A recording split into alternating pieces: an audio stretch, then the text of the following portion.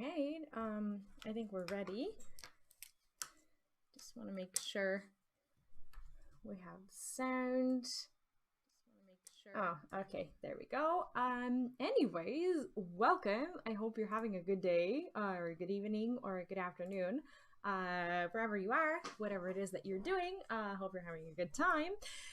Today, well, this is not the day that you're normally used to seeing the community reaction videos. That is not something that I normally do on Saturdays. This is kind of an out of schedule thing. And as I said yesterday, and as I've given the announcements yesterday on stream, I don't want to get too deeply into that, but I will mention what's important for this week and for the stream overall. This week is going to be a little bit different. I will not be streaming tonight. So tonight was supposed to be another one of our probably prog or raid nights or whatever. But we won't be doing it as actually people might be still doing it, and I might still be doing something like that, but I will not be streaming it because tonight I'm on baby duty. My son is still my son is actually going to be at my place tonight because his daddy's celebrating his birthday, so I will be having him around, and I also have him tomorrow, just in case in case COVID happens or something. Like, he's still gonna isolate for like a few days, and it's safer for the little one to be around here. Anyways, so yeah, we're gonna spend a week not seeing him. But that's pretty much what's going to affect the stream a little bit for the next couple of days, starting with tonight. So today I chose to do this stream instead of my cooking stream because I really wanted to catch up with some stuff that have been happening that have been important for this week's news, and I wanted to talk to you guys about that. So today we are going to catch up with a bunch of videos. First of all, thank you for providing all these links and videos and everything in Discord. Now, in case you're new to the channel, you can find the Discord link down in the description of the video or live stream or whatever. And there's a sub channel called Stuff to React to, so you're more than welcome to post the videos on there. Normally I'll watch them unless I've already seen them. So yeah, if you have any cool videos that you've been wanting to share, let me know. Also, Anirud, welcome to the chat. How are you doing? And Lunith, welcome back. What's up? How are you guys doing? Today we have a lot of stuff to go over. I will be streaming probably for the next like 3 hours because there is just a bunch of content to go through, and I wanted to talk about a lot of it. So there's like I think I calculated like 90 minutes of content overall, and we're gonna go through all of that. Also, yeah, just a little reminder. Yesterday we did the esports nutrition unboxing, and I was very excited to go through that. And today I actually decided to try one of the in-game foods. This is the one that I haven't tried yet, the lemon cheesecake one. And as soon as I do, I will absolutely let you know what it tastes like, because this one is new for me as well, so I'm curious.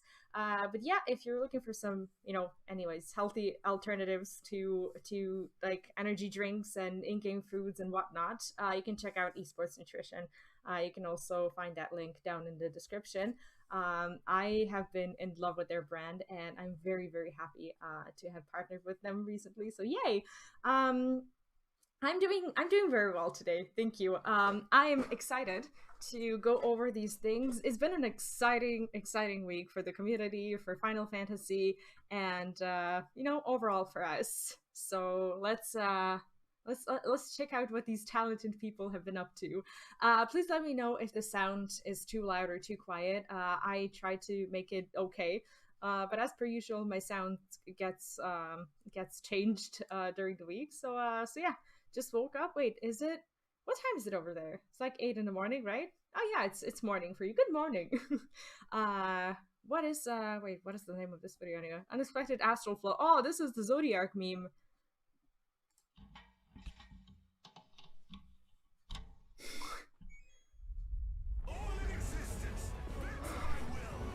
Oh god.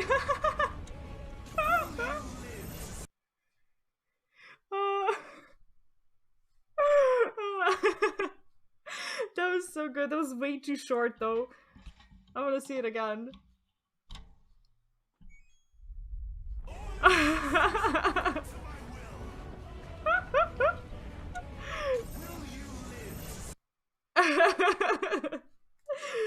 That was awesome. Thanks for sharing that. Yeah, I actually, do you know what? Let's try it. I haven't tried the lemon cheesecake yet, and it is lunchtime, so.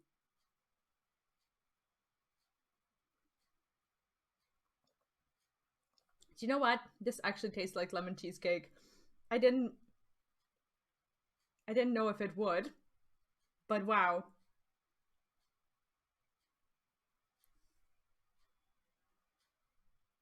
This is something I could get used to. Absolutely.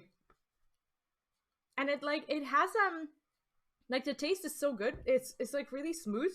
Like the texture. It doesn't make you feel like you're you know, eating crumbles or anything like that. And it has the taste of oats because it is made of oats. It's kind of like liquid oatmeal since it's like the actual food. So it leaves a really good aftertaste, and it really kind of, you know, makes you feel like you're gonna be full after that. So so yeah, I'm officially loving it. What is this? The board meeting Gorek's Guide to WoW Classic, episode 25. This is actually something that you guys, I don't know if you play World of Warcraft or not. I don't know if you've seen this video. I haven't. I actually haven't really been playing Classic, but I'm always interested in these. I want to see. I want to see what they made.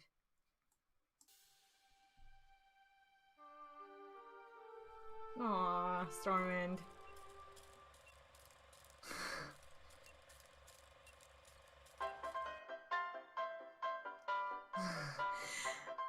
Oh wow, this is exactly how it went.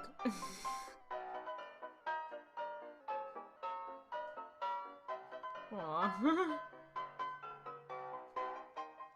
Ooh. True, true.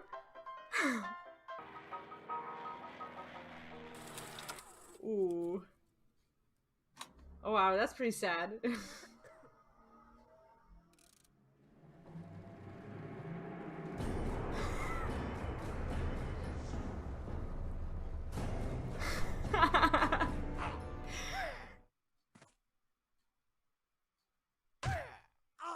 Enough.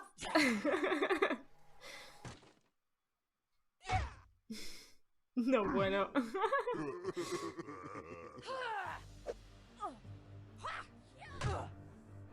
Yeah, I can totally imagine how their board meetings would go exactly like this. It's like, it's your fault. No, it's yours.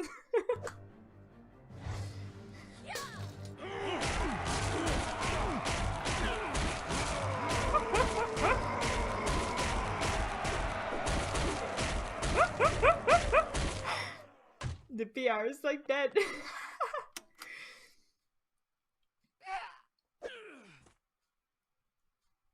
Like, you do it.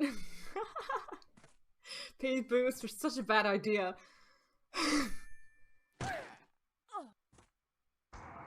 What fruit? It's funny they made a woman suggest that.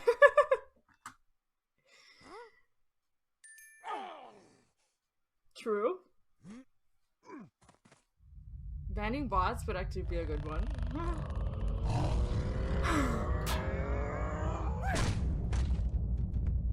Oh, he's gonna go.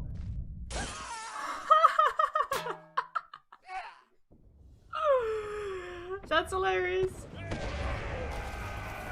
Oh no.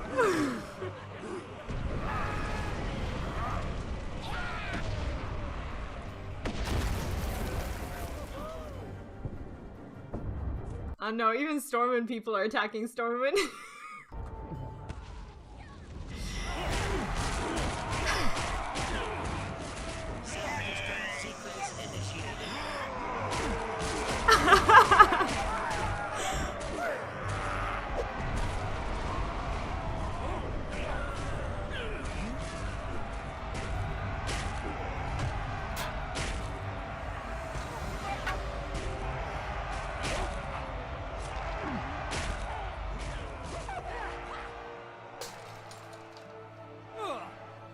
Oh my god. This is exactly how it went. For a while at least. Okay, Classic did save the franchise for like 2 years, and then they started releasing the third version of Classic, and that's where it went to shit, so...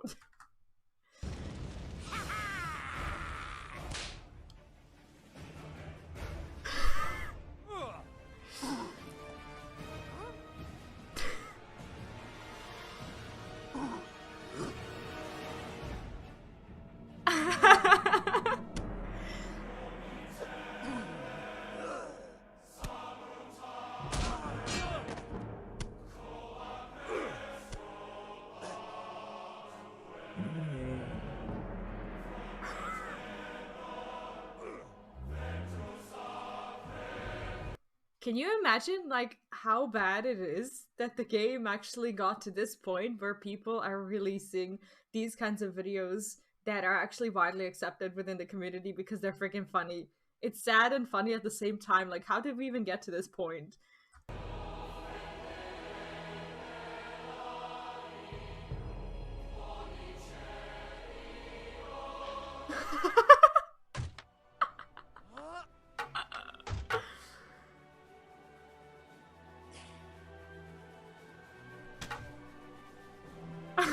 Even the tiger drops it.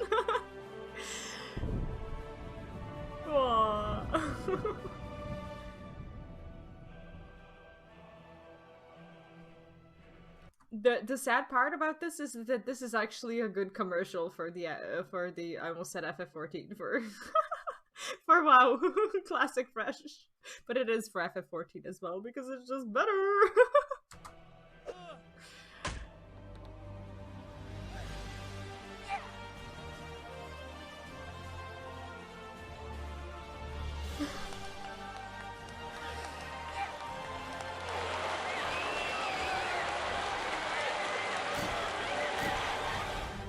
And like the guy who suggested it was probably like, it looks like some new guy that like started working like 2 months ago.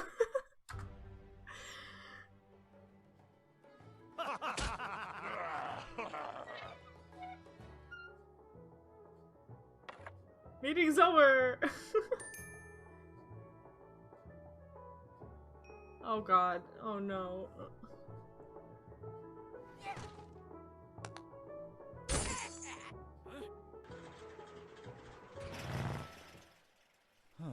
Aww.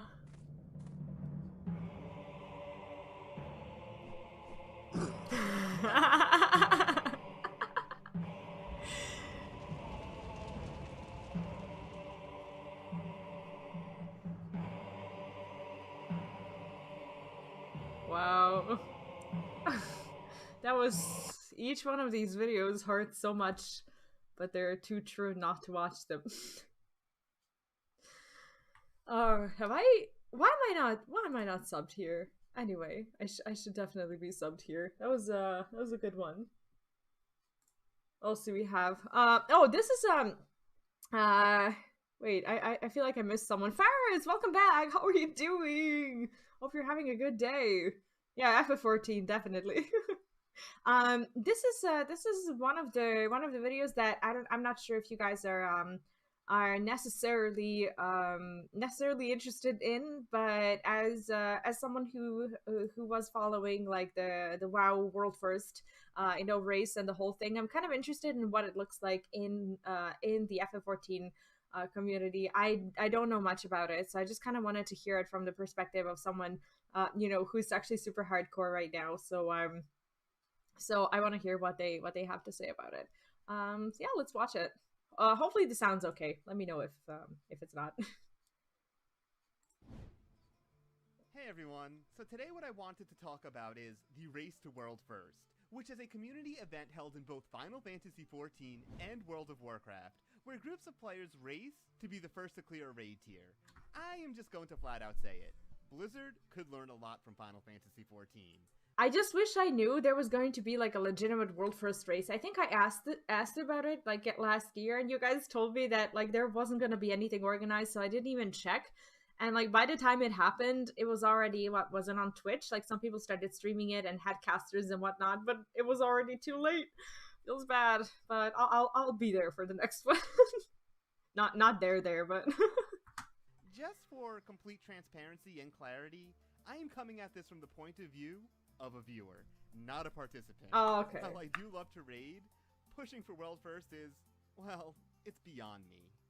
But, before getting into what Blizzard could do better, let's talk a little bit about Final Fantasy XIV's race, which I wound up enjoying an awful lot. The reason I actually wanted to watch it was because the top 2 guilds in WoW were going to be in this race. Those guilds being Limit, who went by Elephant Herd for this, and Echo. I don't know why, but I was morbidly curious to see how these World First guilds would do in a Final Fantasy XIV race. So, how did they wind up doing in their very first race in Final Fantasy XIV? They did really good. How shocking, right? There's obvious overlap between the skill sets in these games, and if you got really good at one of them, it's reasonable you could get really good at the other.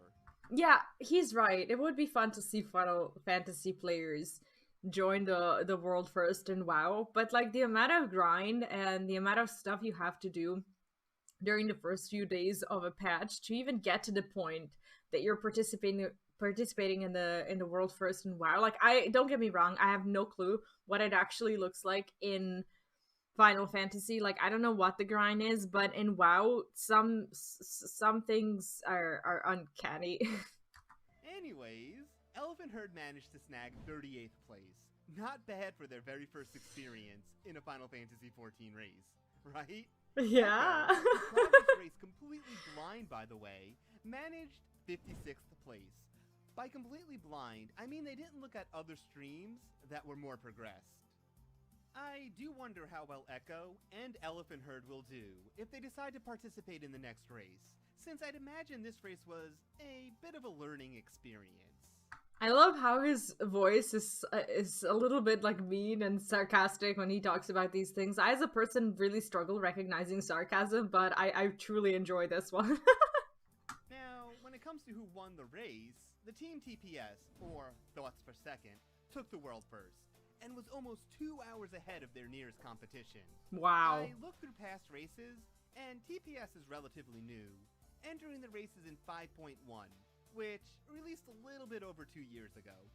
They dominated that race, with about a 13-hour lead on the kill, and came in 3rd in 5.2, and since then have been getting nothing but first. Wow. Anyways, what I think would be really cool is if in the next race you had multiple teams at the final boss at the same time. That'd be and epic. Really close to the kill, and the winner could literally be the next poll.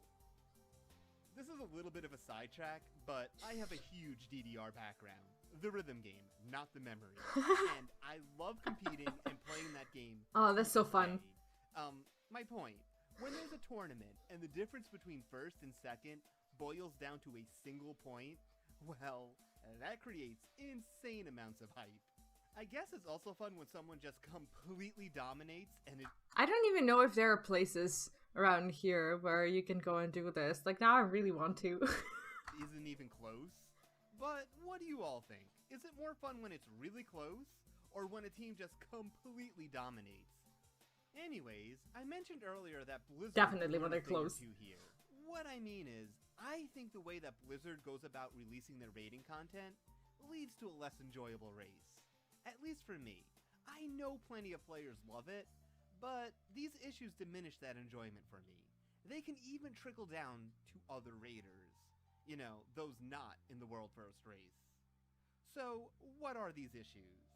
Like, we have arcades, I just haven't really been visiting them. They're normally included, like, within the malls, and I'll be honest, I haven't really been going around malls in the past couple of years.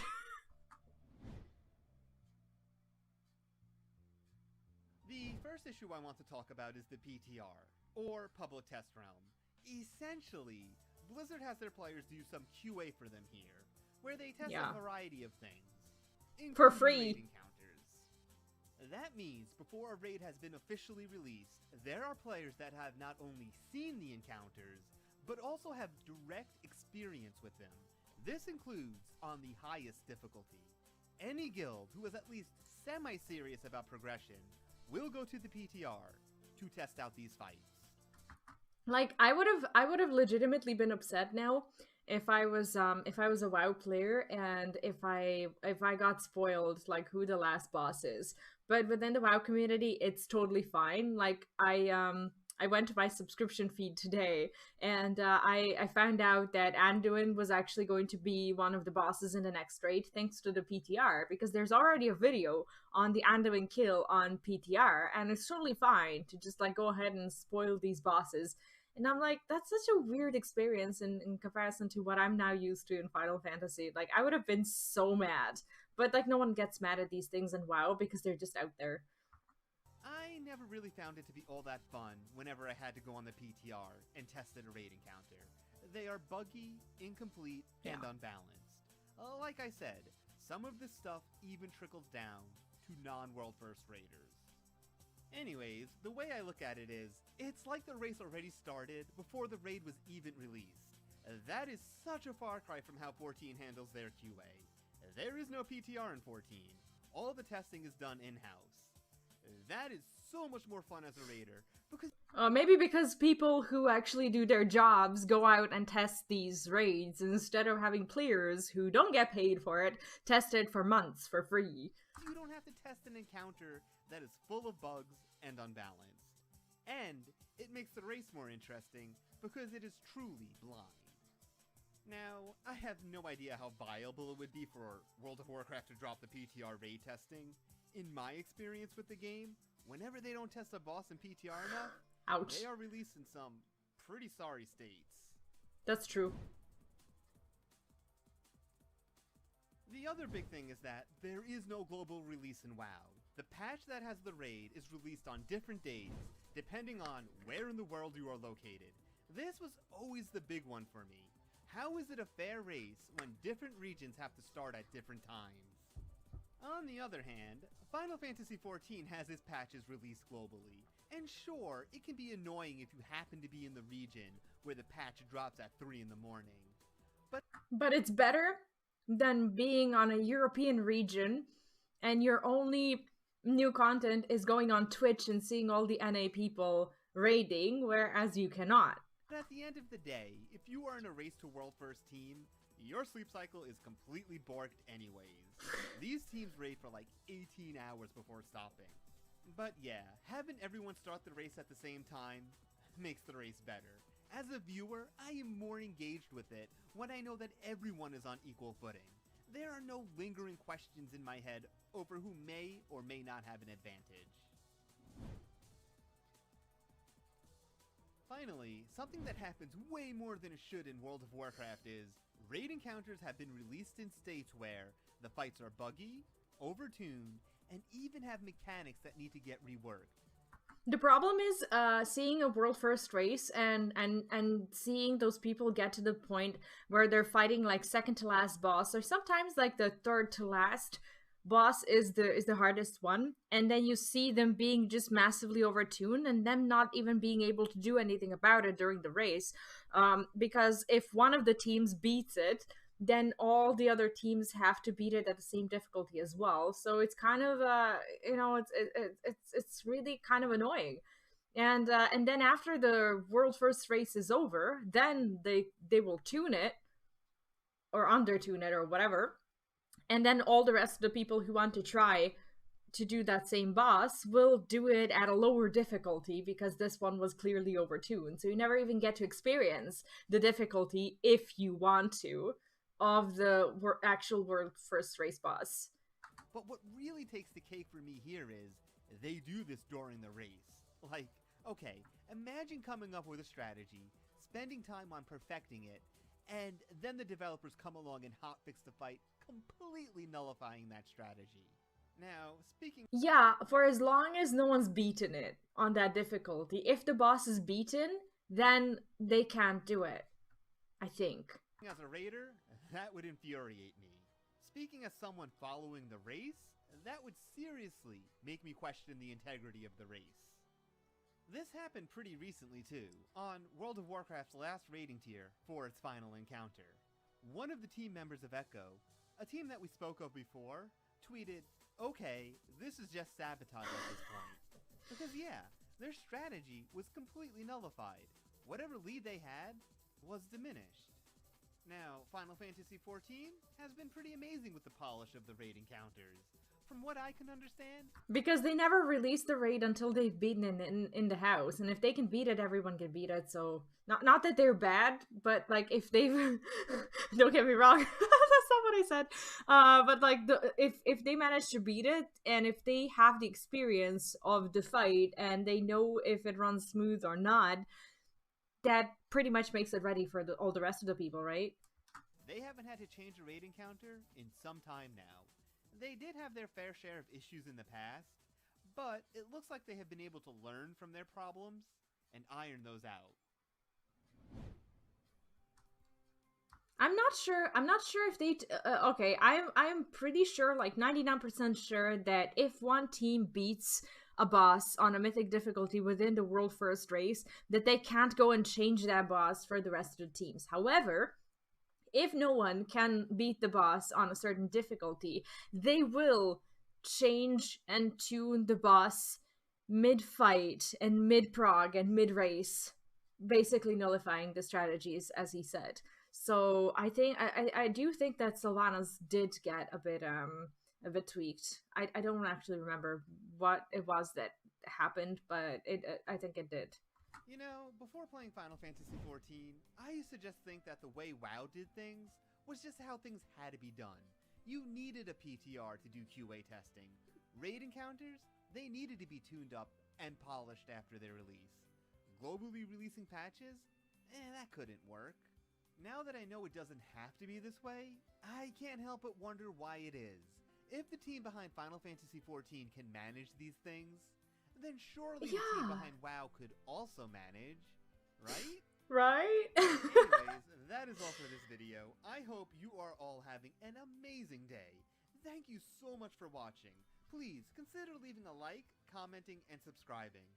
The difference is, well, there's a similar analogy to this. Do you know how, like, on YouTube, if you were a content creator, like, let's say 10 years ago, or a content creator on Twitch or whatever, you could pretty much release any content, and since it was new and hypey and whatnot, people did watch the content.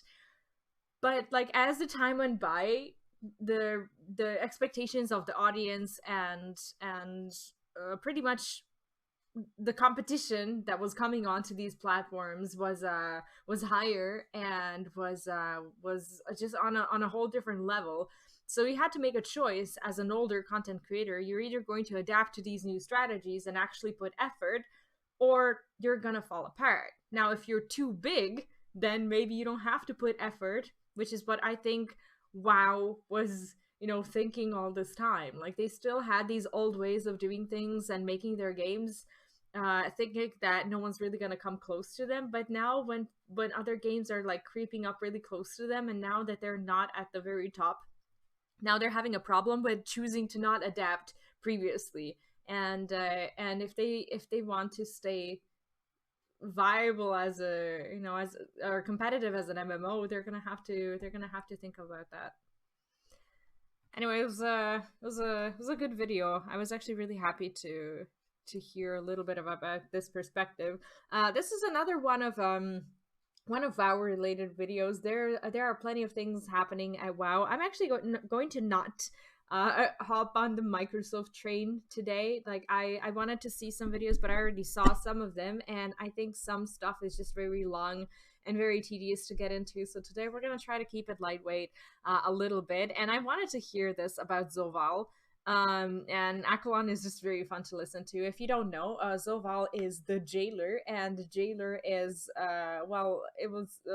he's supposedly the big bad of Shadowlands, and he had such a bad story that it pretty much, I do believe that it contributed to just, destroying the story of Shadowlands and disappointing a bunch of players overall. Also, Morgan, welcome back. How are you doing today? That's true. That's very true. And Cupcake, welcome back. How are you doing today? Good morning. Looter shooter, but it is a looter shooter, unfortunately. Shigama, welcome back as well. Hope you're doing well. Around 6 months on PTR and no real content. That's pretty much what it is. At this point, people who enter beta, they think of betas and PTRs and whatnot as content, because if you have nothing to do in World of Warcraft, the most interesting thing that you can do is pretty much go and poke around, PTRs and betas and whatnot to just see what things are gonna be like, and play the game again then when it releases. Unfortunately, the release for people who play on PTRs and betas and stuff, it feels like playing a new game plus, which, sucks because the story isn't that good, really. Hi, Neko! How are you doing? Welcome back. Yeah, I'm having a really good day. Hope you are too. The plan setting emotion says Warcraft 3. Yeah, you're right. I take that back. Very idea that Zuval is basically behind the actions of everything, and when I say everything, I mean literally the actions of everything since vanilla. Actually, he's behind all of the things that happened since Warcraft 2, really. The jailer is a very bad last-minute idea that I don't know why they even... Right? The very idea of that is laughable, because there's a lot of lore and situations that fall completely flat and completely destroy itself if that's the truth. A lot of things have to be retconned or very, very clearly explained, because it was a bad retcon. It was like, do you know, like these children's like labyrinths, like when you have like 3 or 4 options, and when you have the goal, the jailer was like starting from the goal and basically trying to find your way back to one of the roads so that you kind of cheat your way back. And they put him in as the goal, and then they tried to like tie it to like some of the previous events that had nothing to do with him. They don't make a lot of sense if Zuval was in fact behind all of those things, right? So that's sort of the first big problem. Then you have a massive problem with Kalthazad. I'll give you guys a couple of examples here. Noble actually made me aware of this. I completely forgot about it. Kalthazad's story in Shadowlands was as if Blizzard completely ignored the story of... Kel'Thuzad, for those of you who only played Final Fantasy XIV, is kind of equivalent to Xenos in a way that he keeps like showing up throughout the story, and like you're forced to fight him like over and over again, and he shows up in like random instances and well, not random, but like there are plenty of Kel'Thuzads at this point that you can be fighting, and it's just so aggravating. In the past, right? Kalthazad actually, right at the end, changed his mind. And then in Shadowlands, he's like, yeah, it was always part of the jailer, right? It was always a friend of the jailer. I think, no, you weren't. Nope.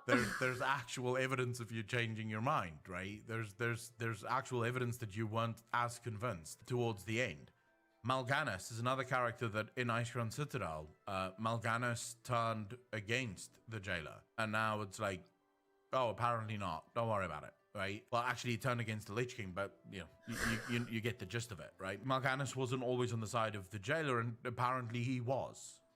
These are lore stories that isn't explained. I don't think Blizzard is going to explain them. They don't make much sense. The whole story of Sylvanas becomes extremely difficult to follow if indeed Zuval was behind everything, right? I just hate how at the beginning of Shadowlands they said that they wouldn't sell these characters cheap. Like Lich King, Sylvanas, or whatever, and selling them cheap is exactly what they did. It's so hurtful.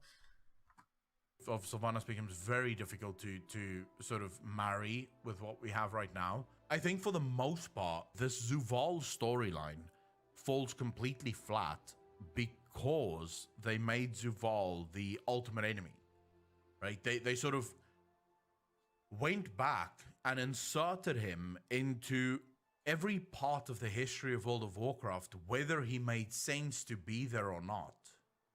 Right? Because there's a bunch of stuff in World of Warcraft where the jailer doesn't make a lot of sense. But It's like, do you know these movies where, like, there's like very advanced technology and where people will get inserted someone into, well, people will get like inserted into someone else's memory, artificially. Like they will just like basically put them in different places where they normally don't belong to, but like after the procedure, that person will like start remembering them and thinking that they were a part of it, whereas they were not. That's pretty much what they try to do with the audience, but we know he wasn't a part of it. It's dumb.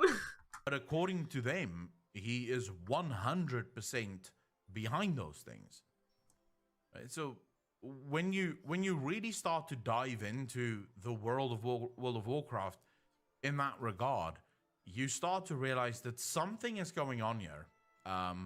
That isn't gonna be easily fixed. Very specifically, Steve the Newser will never fix this. Let me be clear. To everyone that may not know exactly where I stand, and you're welcome to have a difference of opinion here, I believe that Steve the Newser should be fired from Blizzard tomorrow. I believe True. that Steve the Newser is a plague on the video game that we call World of Warcraft. I think Steve the Newser is just one of the worst writers I've ever seen in my entire life, especially with a game that... He ruined Sylvanas. Like, with all the love that he's had for her, he's just completely ruined it. is supposed to be about story. You know, one of the things that at least got me very much in love with World of Warcraft has been the story. I fell in love with World of Warcraft's story in Warcraft 2, you know? And it's always been a love affair So for me sad. with the story, through thick and thin, through bad expansions and good. I've always stuck around because of the story. Even BFA, you know, there was a time in BFA where I got really pissed off and I really hated the game because it played shit. But then I came back because I really missed the story. The problem is that I've been holding on since BFA, waiting for the story to actually start to make sense, to actually fit somewhere. And now in Shadowlands, I hate these promises to players where they're gonna be like, oh, this story is gonna make sense in like 10 years or whatever. And sometimes they say that. Like, they say that openly. Like, oh yeah, this may not make sense now, but you'll see. In a few years, in a few expansions, this will all become clear. It's like they treat their players like they're 1,000 years old and like they're gonna live for another 1,000. It's just so dumb. Like, who guarantees you that that person's gonna be there sticking around? You have to give them something now. it feels even more broken than what it did in BFA. You know, at least in BFA, some of the story was cohesive and coherent and sort of tracked with the history and lore of World of Warcraft. Now, in Shadowlands, we have retcon upon retcon. Some things they don't even have the respect to retcon it. They're just sort of pretending, right? They're just going, fuck it. We just won't tell them. Let me ask you guys this. What's the deal between Helia and Sylvanas? Anyone in chat? I'll take by the silence, no one has a fucking clue. No. Me neither. I don't know. I can't tell you. There's so many parts of this story which when I go back and I think about it, that doesn't make sense. I don't understand why I'm here. You know, the Primus is supposed to be this master strategist. Dude, it's about, like, I learned a very important lesson recently, and that's the lesson of self-respect. Like, if you have any sort of self-respect for you and your money whatsoever, you're not gonna sit there waiting for something to get better in the next, like, 2 or 3 years. You're gonna leave the fuck out. Yet according to them, he's never lost a battle. He's lost 2 now already against the jailer, right? He got caught by the jailer. And then the jailer fucked him up inside inside Torghast. So that's 2 battles that he's already lost, right? He clearly doesn't, he's not that good. He's the guy who invented domination magic, yet he can't break us free from domination magic. Only Anduin can do that for some reason. Then, of course, we get don't this know. amazing promise from Blizzard Entertainment. And this is massive spoilers, so if you didn't want spoilers, now's not the time to keep watching. We were promised that Blizzard was going to bring, if they were going to bring back Arthas, it was going to be in a major way.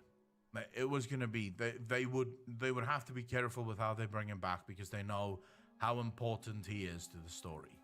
It's like, now these people who are like, I don't know, 30 years old or whatever, like they remember their pretty much their high school days and their like early 20s or whatever as the most glorious days of raiding in the Icecrown Citadel. And like, if they dare ruin that, man, you know, like, you're not only ruining the present, but you're also ruining the past for all these people. Like, what the hell? Arthas is a blade.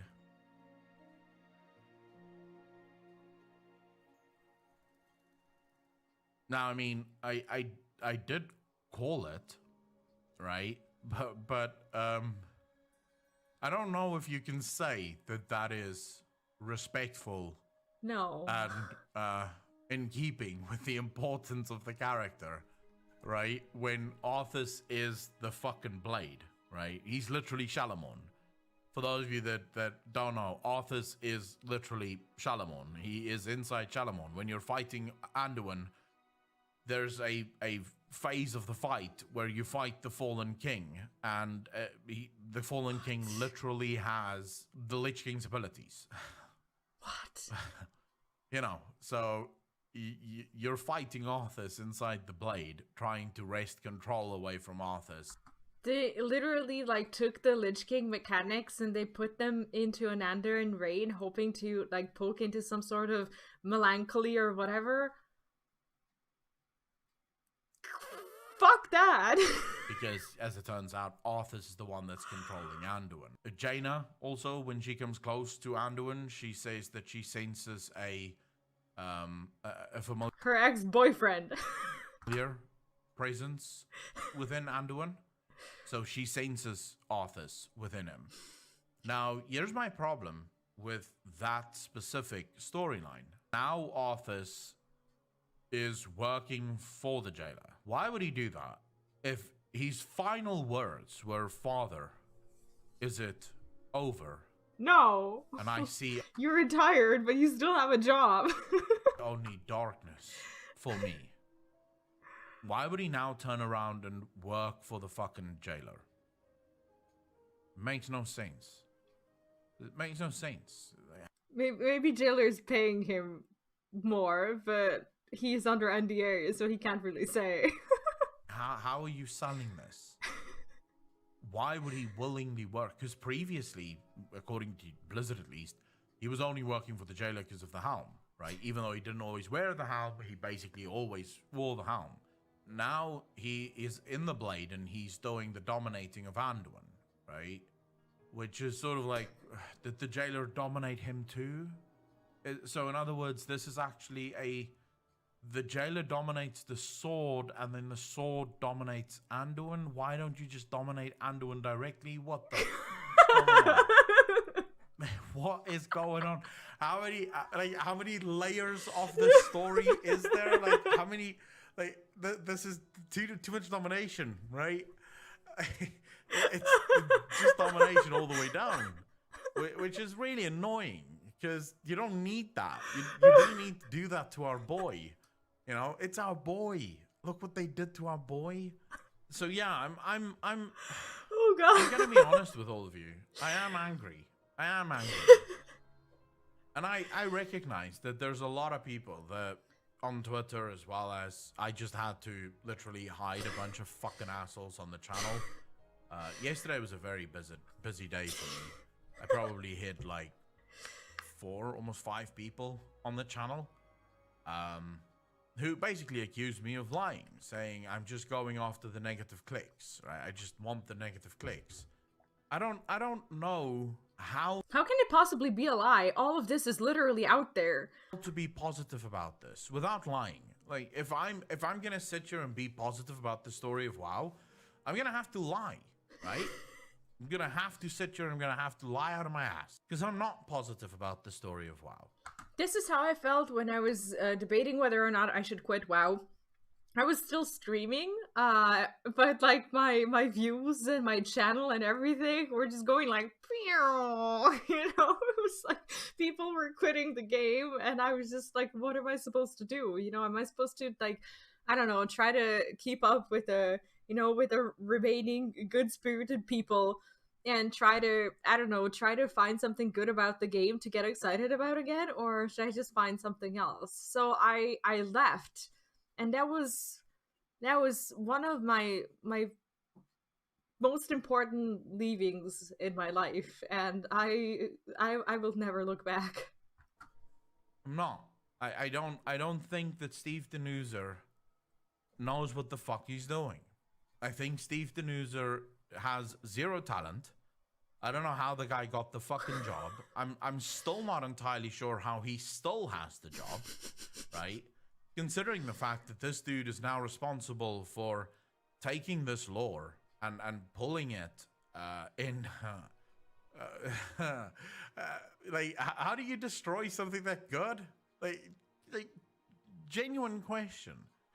All he had to do was continue writing the story of World of Warcraft.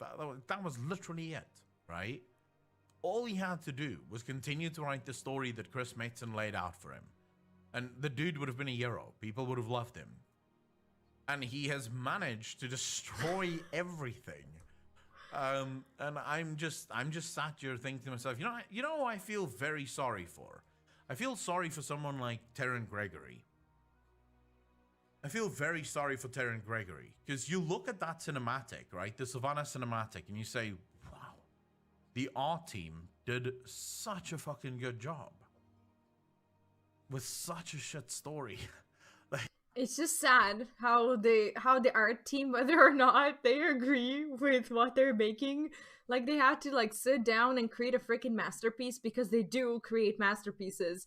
Like, they had to, like, push through it and be like, well, I'm just gonna do my part of the job and hope for the best. It's like working on a group project at school and knowing that you have someone really shit at your group who basically wrote the whole concept of your project, but you're the guy putting the pictures in and doing the graphs and everything, and you're like, okay, I'm gonna make my graphs real pretty now, and the title's gonna be all nice, and the whole project is just gonna look nice. But our project's gonna be shit, and there's nothing you can do about it. You just kind of do what you're supposed to do and just be like, let's just make this work, but it won't. They were literally given such a crap script, right? And they still managed to pull it off. They still managed to make it look good. Can you imagine what someone like Terran could do with an actual good writer at the head of narrative development within Blizzard Entertainment? Like, can you imagine the cinematics that Terran Gregory could come up with? They're gorgeous. I asked Terran Gregory a couple of months ago on Twitter, publicly, by the way, so this is not something that was hidden. I just asked him a question. I asked Terran, is there any cinematics coming up that you think is going to be incredibly impactful, that's going to leave the audience with that wow factor, right? It's a couple of months ago. It's like 3-4 months ago.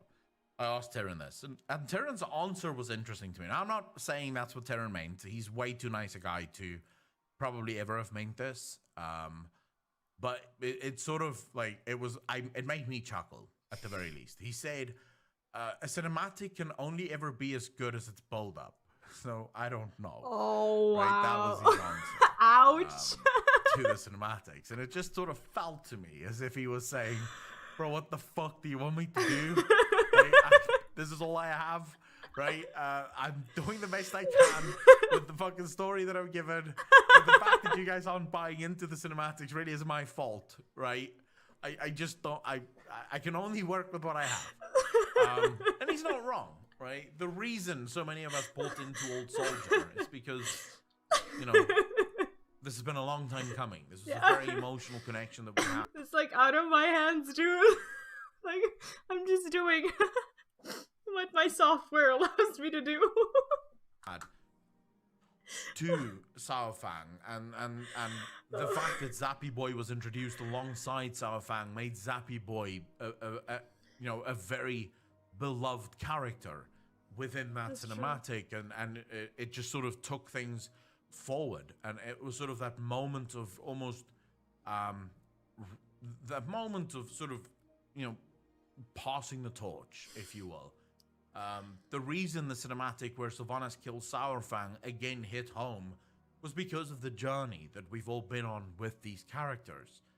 And then you look at the cinematic... Like, BFA cinematics are undeniably one of the best cinematics, regardless of the story, regardless of anything. They've really made me feel things, you know? Like, it's just so sad how, you know, the art team was able to do it even with the crappy connections to the actually, you know, just underwhelming story. Cinematics of Shadowlands, and you sort of realize that these cinematics don't hit the same. The cinematic, for example, with Tyrande and Elune is just, it's incredibly bland and boring.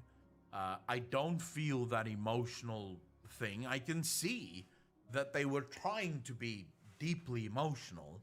I didn't get that deep emotional feel from that cinematic. And now it's actually getting a little bit fucking worse, you know? It's getting a little bit worse. Considering the fact that we've just found out that Elune is basically just a construct, right? So, how happy does that make you? Happy? If it made me happy, I would have still been playing the damn game. Yeah, exactly. Like, that tree was my home. And she burned it, and it was for nothing. Like, it was worth nothing to no one. They made such a bad apology out of that. Like, that was not even an apology. That was such a bad reason for doing this. It's so bad. Well, so Victor, welcome back. I hope you're having a good day. And Gregorius Jins, welcome back as well. How are you? Who did I not say hi to? Sorry. Joe Gabs or You Gabs, hello and welcome to the chat. What's up? Did I miss someone? I don't know. Sorry if I did. Today, yeah, we're gonna be going back to Final Fantasy videos as well. Like, this was just itching me so badly. Like, I just really wanted to see these videos and just kind of, you know, see what's going on there and see if there's anything that will, like, make me feel. But, like, no, it's just like a I don't know, like, there's a little bit of, like, love left for WoW in me, but, like, not WoW as a game, but WoW as a concept. Do you know, like, have you ever had an ex who you, like, broke up with on, you know, somewhat, you know, I don't know, bad terms, good terms, it doesn't matter, but, like, you break up and then you just, like, look at them after a while and you just kind of want to see them do well, but you do not want to be near them at all. You know, like, that's kind of that's kind of how I feel about the game right now. It sucks. I've been wanting to see this video. I think this is fairly new. From Zeppla about the FCs. So normally I like to make videos that are helpful, that where I can give you some good advice about how to get around problems you might face in Final Fantasy XIV. But recently I have been grappling with the problem of trying to join an FC, like trying to find an FC that I would like to join. And now that I'm in this situation, I feel like the advice that I would normally give people is, it's really hard for me to implement into my life. I just feel like I have a different perspective on things now. It's funny how like, I didn't even look at the comments in this video, but a lot of people would probably comment and say something like, "Oh, join my FC," or whatever, because she's a content creator. Yet I think people kind of lose the perspective of content creators being actual players as well, and wanting to have an FC where they can actually connect with the community, not just the community, but, like, have friends there. I really like my friends within my FC, and I don't, like, at least that's kind of the way I see things. I don't ever try to, I don't know, put myself on some sort of pedestal or anything like that. I don't do these things with my community, obviously, and I don't think anyone should. Like, for me, my FC is my community of friends who I will play on stream, who I'll play off stream, and it doesn't matter. Like, it doesn't matter who they are or what they like to do. It's it's like you really want to be friends with someone, and I'm glad that I started with RFC well before I even legitimately started streaming FF, because I have this opportunity to actually have friends without feeling like if I join an FC, they're gonna see me as a content creator or whatever. Like I feel comfortable because there's already a group of friends that isn't a closed circle. Everyone's always welcome to join us. And I just feel comfortable there because people don't look at me as a, you know, as a content creator. They know I am one, but like I just like to have friends there. Okay, so normally, and if you watch the channel, you probably heard me say it time and time again, like, hey, if you're looking for an FC, all you have to do is head on down to the community finder and look for any FC. There's so many FCs on your server. You can join any FC and you can just get in it, join it. If you don't like it, leave, and then join a new one. And if you don't like that one, leave and join a new one. It's no problem. There's so many choices for you. That's normally what I would say. Okay, I've said it a lot. But now that I have to do this, this seems a lot easier said than done, right? Like now I'm looking at the community finder and I almost feel like that seems like more hassle than just not joining any. I'm like trying to rationalize. I get that. Like, why the hell do I even want to join an FC? Because I'm looking at the community finder and I am overanalyzing FCs. I am like looking hard at the screenshots that people are posting, and I'm like, are there not any other buddies? I didn't realize that people actually do this. I didn't realize that like I have to have like a, if I want to post my FC on the community finder, that it's a legitimate CV, that, you know, we have to have like cool screenshots and descriptions and whatnot. Maybe I should try harder with that. Or I'm reading the post and I'm like, is that an inside joke that they just said? Like, do they have a lot of inside jokes? And maybe they have all these inside jokes so they're like really clicky, and so I wouldn't fit. I don't know. And that's another one that's like, oh, well, here's like not a lot of active players in it, and so maybe it's really small and close knit, and so they wouldn't want me to join. Like, obviously, I'm gonna bring my buns. I'm gonna have my buns out. So which FC would let me have my buns out in it? Well, there probably are some. Those you'd have to find in the fellowship finder. We'll talk about it in a minute. But yeah, I see some that are like, oh, lots and lots of active members. This is a giant FC. And I'm like, well, if there's so many people, like, would it even really feel like an FC? Would it be like one of those massive guilds in WoW that you get invited to immediately when you make a character? Yeah, like I don't like those. Huge guilds, and nobody knows each other, and they're all just using the guild for the FC buffs, and like it doesn't really feel like a community.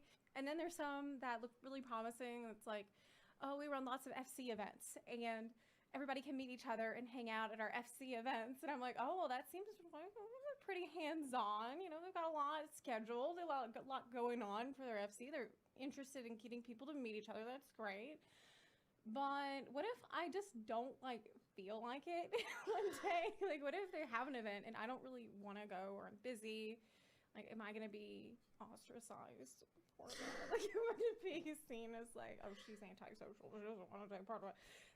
As you can see, like, obviously there are a million. I think she's overthinking this a little bit. Like, I think people are people do care what others do, but I think people are entirely too selfish as creatures to ever look into other people's behavior in this way. People just want to join for themselves, or want to not join for themselves, and, you know, have fun. And no one really looks into why someone didn't really join an event. Maybe from the perspective of a content creator, maybe someone would be like, oh, she doesn't want to join our events because she's a content creator and she's above that, you know, whatever. But I really don't, I don't think that would ever be the thing.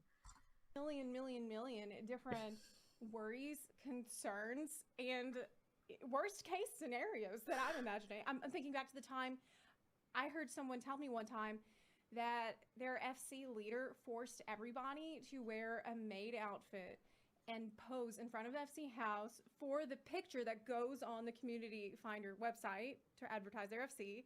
Everybody had to wear the outfit. Everybody had to have it dyed the same color. And this person that was telling this to me said, well, they didn't really want to wear the maid outfit. They didn't really want to be in the picture. And the FC leader like blew a gasket, like absolutely lost his mind because this person didn't want to go along with what he said. And obviously that's terrifying. I don't want to put myself into a situation like that. And there's no real way to know. There's no real way to know if you're going to end up in an FC where you have this megalomaniac. Well, it's people. It's like dealing with people. Like when you meet new friends or new anyone, like you don't really know what the relationship is going to turn into. Like I don't know. To me, I consider myself a somewhat anxious and antisocial creature when it comes to, you know, I actually just like meeting new persons and like trying to do things with them. But if you don't kind of overcome that fear just a little bit, you don't experience the, you know, the good sides as well. I mean, FCs are like relationships, right? Like they happen and then they disband and, you know, things happen. And they're full of drama, but full of bad things and good things as well. Like I think people kind of, you know, make a really big deal out of the concept of an FC, and that's why drama happens in the first place, in my opinion, at least. Megalomaniac FC leader, or if you have a normal person, because usually people are quite nice when you meet them, and then later on, once they get a little bit more comfortable, you start to see that they have like this other side to them, and that's all of these prospects, all these different scenarios are absolutely scary. Well, everyone has a different side to them. I feel like it's hard. It's difficult to even give any a try. It's difficult to even take that step. I guess I had maybe wrongly thought that finding the right FC, this FC would just call to you. Almost serendipitously. It would be there for you, just like, you know. For some people, that happens. We had some people transferring to RFC who said that they felt this way, and hopefully they haven't looked back. I was very happy to hear that. Ask and it shall be given. I imagine, yes, universe, bring me the FC, and then a bunny boy would descend from the heavens, and like, the light would be shining down on him, and he would say, Zeppelin. Join us. You can do whatever you want here. But of course that's not how this actually works, and it does take I think a fair bit of courage, maybe even a bit of recklessness to join an EFC, see if you like it, and then leave and then join another one. Because then I'm thinking, well, what if I do that and then I become known as like the serial FC joiner, where like nobody would want me to in because they know I'm just gonna leave 5 minutes later. Like that's not good either. You can build a reputation for yourself. Sometimes people think, oh, well, serial Zeppelin, FC joiner. Streaming, it shouldn't be a problem for you to find an FC. I'm surprised people haven't invited you to their FC. So far I had one person invite me to their group, to their FC, but they said their FC is really tiny. I'm considering it, but I was hoping like to maybe look at other potential possibilities too, like, you know, look at the options and imagine what's going to be the best for me. Because actually, counter to what many people may think, having a large audience and being a streamer is something that many FCs do not really want. They don't really want that in their FC, and it's kind of understandable because it's I don't know, like I've been debating, like when I started recruiting for our FC, I was like debating like whether or not I should even like tell people and let people know about it, because I didn't want people to feel like this is some sort of like a self-promotional FC where they're like, I don't know, they're there, but like the purpose of the FC is like to, I don't know, in any way, shape, or form, like promote me or my content or whatever. But then you realize the kind of, I'm gonna be a bit dramatic and say the legal side of it as well, because at some point you have their characters on screen. At some point you have them in your voice chat, and if people don't know you're a content creator, you can create problems for other people. You can get into a position where people will well, this thankfully hasn't happened to like us in our FC, and for a while I've only been having like the initials like written instead of people's actual names for my friends, like in the open world, and for our FC members and party members and whatnot. But like sometimes, like there are some weird people out there, and sometimes people will get stalked, and I don't want anyone to get stalked because of me. Or I don't want anyone to, like, instead of approaching me, for people to think that they should be approaching these people and, like, I don't know, ask questions or even ask if they could, like, join. Sure, yeah, you can ask people if they can join, but we have, I'm pretty sure we have, like, two officers that I can also approve the, you know, the memberships and whatnot. They can contact me on Discord. I reply to my DMs. They could, like, I'm very open when it comes to that, and I see no reason why any other person who may not be comfortable with it would get stalked because of that. So you kind of have to tell people. And even when we have people joining from the group finder, like, I always, like, regardless of the fact that some might see it as a, you know, a promotional thing or whatever, like, I don't want it to seem that way, but at the same time, like, I have to tell them that I'm streaming because of their voice, because someone just doesn't want to have their voice on stream, and that's totally fine. But like, I can't block their particular voice for me to hear, but for other people not to hear. So they don't want their small, close-knit FC to suddenly become, oh, that's the streamer's FC, right? They don't want their vibe or their culture to change because of a streamer or content creator joining that FC. And there are other content creators who have managed to work around this, or they have leadership for their FCs that are like all on board and are fully supportive and everybody's happy with it. But me, like, I don't know if I would feel comfortable joining an FC and then potentially changing the culture in a way that they might not be ready for, even if they invite me. I don't know if they're fully ready for that. So obviously I'm overthinking this, but maybe not. Maybe these are things that I need to keep in mind.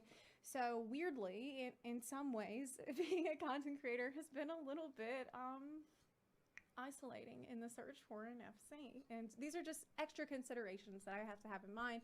But all that aside, all this content creator stuff aside, I am now experiencing what it's really like for people that have often asked me for advice on how to join an FC, and I gave them the standard advice without actually being in their shoes.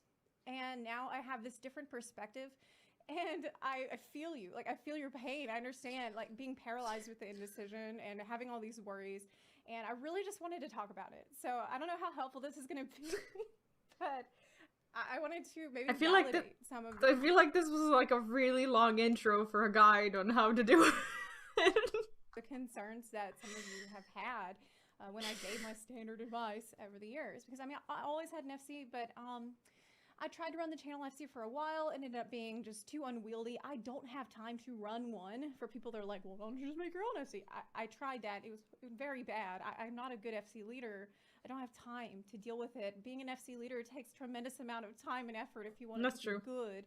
And I don't have that. And like, having people who you can trust, who are willing to just kind of take a little bit of that load for you as well, is just freaking invaluable. And you guys have been so amazing at that. Like, I see people, you know, running their own events and just kind of, you know, not needing me as much anymore. And I just kind of like to be like, yeah, I created the FC, but I don't like being called like the FC leader, because I don't like leading people into content necessarily.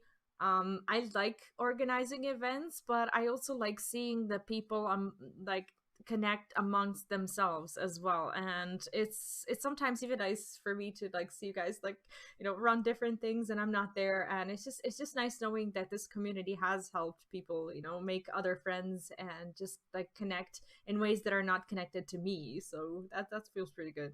Time, so it's just not something I can put on other people, and I would prefer to just, you know, join and be just another bun, right? So lots to think about. Previously, like for the past year, I had pretty much just been sitting in a dead FC. That's what I've been doing for the past year. But with Endwalker coming out, and like something about maybe like how emotionally broken I got from Endwalker, that it made me want to join an FC, because I need like shoulders to cry on, and like it just made me want to talk about everything that happened more with people every day in the FC chat. So that's where I am, and I just want to say, you know, people looking for FCs, I feel you. But there are things that the game makes harder, okay? Searching for the right one is hard enough, as we've been over, but the game itself makes this so much harder than it needs to be, because of the lack of really good tools to use in game to either advertise your FC or search for an FC. it is like the system of looking for one or This is actually constructive feedback for the devs. I'm glad that she included this in a video. advertising your FC is complete shit. It is so bad. Like right now people are using the party finder in the other tab if you're advertising or looking, and I imagine there's a lot of people, especially new players, who don't know to look there. And when you are doing that, you have to just wait. Like, you can't do anything. You can't join another party. You can't do instance content. You can just like do fate farming and crafting, I guess, until you're done advertising, and it's not good. There's the fellowship finder, but it's pretty much just a bulletin board. It is most helpful to think of it as a Discord link finder.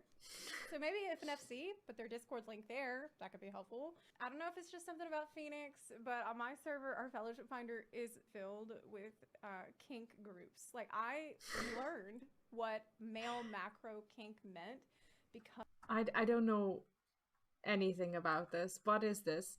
I was looking for an FC in the fellowship finder. I didn't join anything. I didn't go to any link. I'm just searching through fellowship finder, and I'm learning about all kinds of different kinks that people have, because there's a fellowship for each one. It's all there.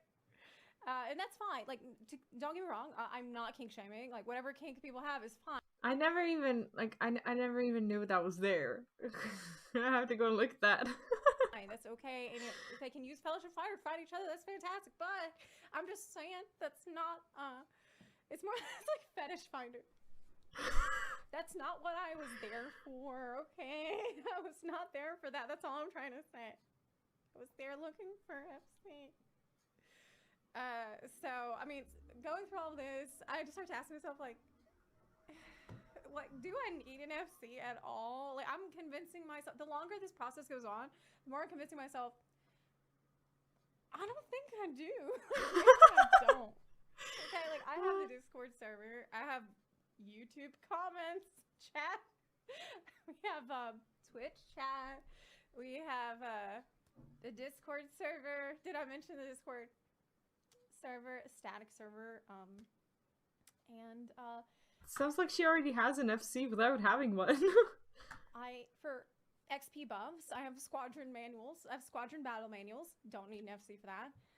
So, probably wouldn't go to any events. But, I mean, it is nice to be invited. I guess what it really all comes down to is I want those speed boosts in the city. I want the speed boost in the city. That's it. I mean, I want to be a little bit faster going from the Aetheryte to the market board. Like, the 5 steps I have to take, maybe I could take 3 steps instead. And that's more optimal. I really wish that I could wrap up this video with a pretty bow that's like, so I've learned from my journey that the best way to find an FC is to literally go to their FC house and go into their house and just wait inside until that's so creepy. Hey, what are you doing in our house? And you're like, I live here already. And I'm like, you're not in our FC. And you're like, well, what are you talking about? I'm totally in your FC. You could do didn't George do that on Seinfeld one time where he just pretended to work there at a business, but he didn't really work there. So I'll just pretend. Fake it till you make it, baby. That's what I'll do. Anyway, I hope that in some way this video was enlightening. Was entertaining. If you're going through this, or if you have gone through this, if you have some words of encouragement, words of wisdom for me in the comments section below. If you like this video, consider supporting the channel on Patreon or on Twitch. You can also support the channel for free just by clicking that subscribe button or by sharing this video with your fellow Loperates. Maybe we'll just do a different one every time, right? Anyway, thank you so much for watching, and I'll see you next time. Bye. That was a good video. I kind of I don't know, feel for her because it's a lonely journey, and like from my perspective at least, when you're a content creator, you just kind of want to have a good time just like everyone else. But at the same time, you don't want to freak people out. And you want to be able to organize events and participate in them, but at the same time, you want people to be okay with you not having enough time. So that's I don't know, for me that's that part is pretty sad, because sometimes like someone will ask me like if I can do something, and I'm like in game taking screenshots or doing something like that, and I'm like, I can't, I'm working, like I'm editing, but they're like, yeah, I know, but like you're here, you know, like you're in game, and it kind of feels so bad to say no to people all the time. And well, not all the time, like I try to say yes as much as I can, but like sometimes I will just be there like semi AFK and be able to, you know, emote from time to time and just kind of stand there, but not really participate in, you know, dungeons and whatever. And it kind of, you know, it kind of sucks, you know. Sometimes I'll see people like in a full party, you know, doing stuff, and I'm just kind of standing in Limsa, occasionally crafting something, or just like, I don't know, saying hi to people, but like on my second screen, like there will be work, and I'm just like, oh, sometimes it just feels so bad. I only do that during the night, by the way, when there's no queue or anything like that. I wouldn't like to take anyone's spot. but yeah, I feel this, and I hope she finds you know, a good FC that will just kind of fit her needs. Are you leave here now? Uses the cleaning emo. It's so good. Hi, Daiki, welcome back. How are you today? I'm just trying to catch up with all the stuff that you guys posted in Discord, and I think I've been doing pretty good so far. There's a lot of stuff, but we're making it happen. What I want is to increase the quality of my videos, though. What is this? I didn't even read the title. Preaches one true phobia. What is that? I'm not even sure if you guys sent me this or if I clicked on it, but we're gonna watch it. Now gotta be them Dark Souls 3 crabs in there. Fuck those crabs. Honestly. Fuck those crabs. There's definitely gotta be those crabs in there. I hate those crabs so much, man. They killed me the most times, man. The DS3 crabs. Their patterns were so awkward. Is this why everyone posts about these crabs on Twitter? What is that mount? They're going for you. They are. I have a genuine IRL problem with crabs. I'm not exaggerating that. I really have a problem with crabs. Oh man. I can't stand crabs. Feels Every bad. time the family wants to go crab fishing, I pass. I can't deal with crabs. Oh wow. I don't have crabs, but they scuttle. The way they move freaks me out. Like, actually freaks me out. So we started with Emma once tipped a bucket of crabs over, and they all chased after me sideways. Since then, we started with Dark Souls 3 crabs. Their movement, man, and my brain just wouldn't coordinate it, and I was trying desperately to predict their movement, but it was too much for me. Stop it. Get some help. Oh my god. Feels bad. Oh man. Oh, that feels so bad. What's this? So you thought this would be the end of Bobby Kotick? Oh, this is the only Microsoft content that we're gonna be watching. The memes. I don't want to watch the serious videos. It's a man from Eureka. You can buy it, but it won't be cheap. Yeah, I have no money, so I will just hope that one day I will actually go to Eureka and get it. I tried to get my weekly free clears on Savage, but party's not feels bad. What time is it over there? It's like, wait, oh no, you're in my time zone, aren't you? That should be like, well, maybe around my time zone, not in my time zone. But you're not NA, are you? You're not. So that's weird. It's like weekend. It's like weekend afternoon. People should be doing content.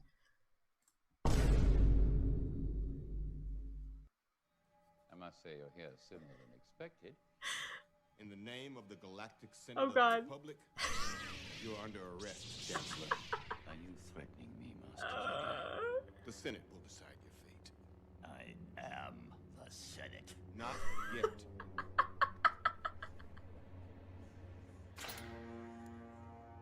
It's treason, then. Don't do it. I can't hold on any longer. going to end this once and for all. You can't. He must stand trial. He has control of the Senate. Why is and he the in courts. there? He's too dangerous to be left alive. I'm too weak. Oh, don't kill me, please. This is Not so get true. away. He must live. Please don't. I need him. Please, no.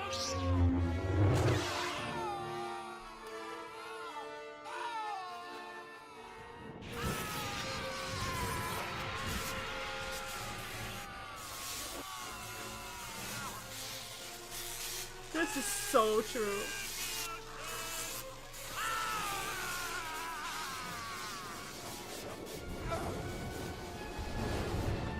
Isn't it amazing how that scene hurts to this day, if you're old enough?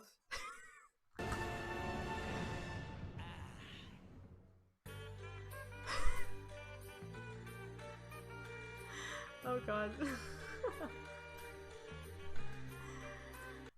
Thanks, Popo. Popo is my new source of these things. That was that was pretty entertaining. Oh, Lucy. Okay, this is our weekly dose of Lucy. I actually don't know if Lucy does weekly videos, but every week there's something awesome to watch. Yeah, I was not expecting it, but I'm glad I saw it. 3 p.m. over here. Yeah, people should be wanting to do things. But like, okay, I saw some memes on Reddit where people are like saying that like completion savage parties are a trap with like people who barely know the mechanics. Is that true? All right. What's the okay, I need to check the title. Job versus job, who will win? I don't know what I don't know. With Lucy, you never know. Let's watch it. Welcome, soldier. It's time for your first round of CBT, competitive battle training. My New Year's resolution was to wake up every day and choose violence. And I'm roping all of your jobs into it. Destroy the idea that we should solve our own problems. Start giving them to other people instead. And if you like, comment, and subscribe, you can I should get a do that. lifetime supply of problems. Should Customer start doing satisfaction that. guaranteed. I'm very good at making humans regret their decisions. Now, I bet you're wondering, what in the name of free cure trade is this useless video even about? Well, if you've ever wondered whether your job would win in a fight against those other inferior jobs, you've come to the right place. I've taken this question to the greatest minds in Charlian. That's right, the Bunny Boys. And they have confirmed all of my hypotheses. Yes, they were physically restrained and ball gagged at the time, so when they said yes, it sounded a lot more like... But I think this just further validates my conclusion. If anything, really takes a brilliant mind to send a Vieira man into such a state of shock. And no, this will not be a 1v1 bracket system. Reason being, do you want this video to be 3 hours long or something? Wait, don't answer that. I know you're all sadists. Nah, I'm just gonna force the roles to fight each other and take one job from each role to face off in a championship battle. I will start with the tanks, as they love to start fights anyway. Haha, get it? Do you get it? Did you get it? Did you understand the joke? Did you get the joke? Did you understand the joke? Did you get it? Like, did you understand? Like, did you understand the joke? But like, did you understand the joke? I'm sorry, Paladin. I love ya. I really do. But you lose immediately against the other three. Not because you're weak, but because you have a sense of morality. And trust me, Dark Knight and Warrior especially, do not. You'd be the first to sheathe your sword and try to talk some sense into the others, but then Warrior would accidentally decapitate you with a single swing of his Feels totally bad. not compensating for anything else. You guys are I feel so called out. the winner we need, but because we don't deserve it, you will die almost immediately. Now, between the remaining tanks, you'd think Warrior and Dark Knight will be the last two, but Gunbreaker is crafty. I mean, not really. They're just hyped up on caffeine at all times of the day, so they're one excuse away from going completely insane as it is. You try to attack them, but Gunbreaker moves at the speed of light, like a squirrel high on golden acorns. And before you know it, Dark Knight is dead, and Gunbreaker is making helicopter noises and spinning while covered in blood. This time, just because I know being alive is all you guys really want anyway. That's why they'll never fix Living Dead. So we have twitchy Gunbreaker and bloodthirsty Warrior left. I love how she can make job videos and spin them in the most incredible ways with like all the knowledge actually being poured into it, but made in such a comical creative way. I love these videos. Endwalker will try to break out some dance moves just to confuse Warrior and gut them before they can even see what's happening. But oh no! They've drifted no mercy out of continuation, and now they're crying. Their tears blur their vision, giving Warrior an opening. Warrior puts them out of their misery, I love that sending axe. them to the championship battle. Now let's take a look at our good friends, the casters. And by good friends, I mean motherfuckers who refuse to stand in asylum. You hate to see it, but Black Mage is the first to go down. Reason being, Red Mage and Summoner hate you for being the go-to caster for post-prog Savage, so they will team up to end you. You, being glued inside of ley lines, will be unable to dodge anything they throw at you. Black Mage will perish under the combined jealous rage of its petty young... So when I started FF, people told me that it didn't matter at all what job I was playing. Did they just tell me that because I was a beginner and they didn't want to overwhelm me? But like in reality, it does matter which job you play. Like... younger siblings. Good thing is you guys have a sense of humor about it, and you'll enjoy haunting them from the grave more than the fleeting sense of victory. You are enlightened, and that is why you must die. Between Red Mage and Summoner, I'm sorry, Summoners, but once Red Mage catches you in a freak phase, it's all over. Their melee combo is longer and flashier than yours, with no stupid long cast times to weigh them down at all. And to be honest, Summoner is still distracted from the whiplash that is maining the job in Shadowbringers to maining it in Endwalker, meaning Red Mage always had the higher ground. Red Mage rises to the... Oh my god, I love that glam. What is that? Can my Red Mage wear that? What the hell is... That's... Oh, that's actually a male bunny. Is that like a male piece? What is this? Yeah, that one was pretty bad. Sorry. Now we turn our eyes to the melees. Boy, where do I start with you kids? Let's get one thing straight. The only one of you who might actually work out in real life is Monk, so... Excuse me, are you doubting me? Do you not think I could play Black Mage? Is that a dare? Oh, they have a leg up on all of you. Ninja is the first to leave, and I do mean leave. No one attacks or fights them or anything, just ninjas have an actual job. They do not have time for these shenanigans. If they did give this competition their all, none of you would stand a chance. So count your blessings, kid. Then you have Dragoon, who might look like the weakest link, but has some serious street smarts and will not hesitate to shank you with a sharpened toothbrush. This is probably how Reaper goes down. They jump right in, swinging their scythe left and right, because they truly believe no one has anything on them. But then Dragoon lunges their spear directly into the family jewels. Yes, the attack was personal. With the last of their energy, they cling to their older brother Dragoon, cough up blood and whisper, "Daddy P still loves me more, you redheaded stepchild ass bitch." Next to die is Samurai. For similar reasons to Paladin, you have one of two scenarios. Either you have the misshapen chair type of samurai who says, "Fighting my allies is not Bushido," or some other anime protagonist hidden eyes monologuing bullshit he probably read in a visual novel. Which means Dragoon is also going to gut him like a fish. Second. What makes you think I'm the 95%?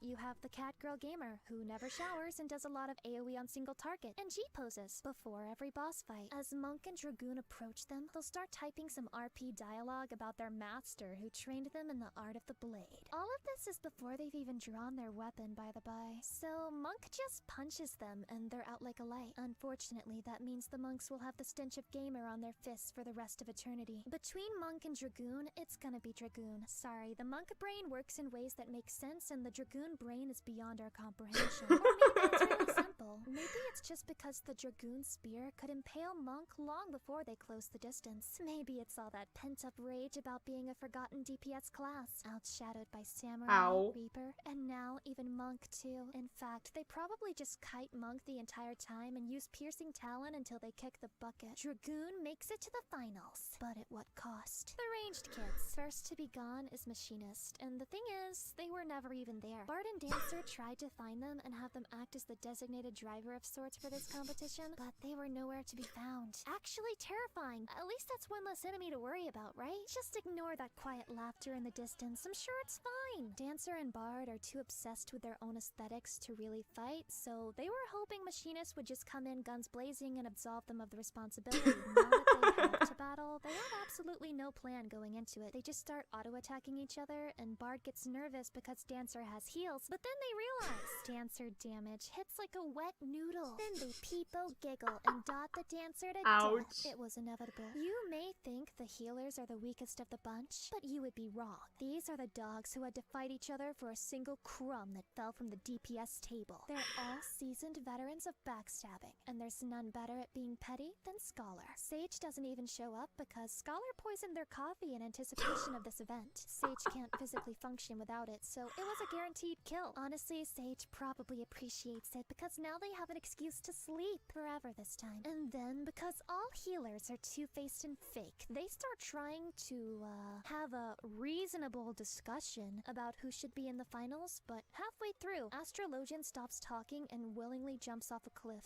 This bunny boy has the best glamours I've ever seen in my life. I understand. I also hate when my co-healer tries to speak to me. That leaves Scholar and White Mage, a tale as old as a realm reborn, meaning I try to forget it exists at all. White Mage is like that high school jock that nerd Scholar had a crush on in high school. But now Scholar is a licensed doctor, and White Mage still lives in their mom's basement. So naturally, that means White Mage will succeed at beating Scholar to skull emoji with their cane, since Scholar is a masochist who fantasizes about that exact scenario every single day. So that leaves us with Warrior, Dragoon, Red Mage, White Mage, and Bard.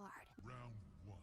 Fight! Bard has no idea how they made it here in the first place, so they start playing the harp like they're on the sinking Titanic, and Red Mage, I didn't know we were gonna have a finale. This is so cool. who is the only other job among them that has any sense of human decency, puts Bard out of their misery. Unfortunately for Red Mage, Dragoon is a merciless bloodhound that can smell weakness. So they spine-shatter dive on that caster while 3 Days Grace plays in the distance. But 2000's rock music is a trigger for warriors, and it causes them to go berserk. They fell-cleave Dragoon into the parallel universe where Futa isn't a mod for all raw girls, but instead the default state of their scaly bodies. I think we all knew this is how it would end. White Mage, the healer that heals the most, versus Warrior, the tank that just does not need healing. Though they have opposite aesthetics, the mindset of the sadistic White Mage and the rageful Warrior is very similar, making this a true battle for the ages. Being the type of guy who acts before he thinks, Warrior uses Onslaught to gap close. I just don't like how warrior axes are so prone to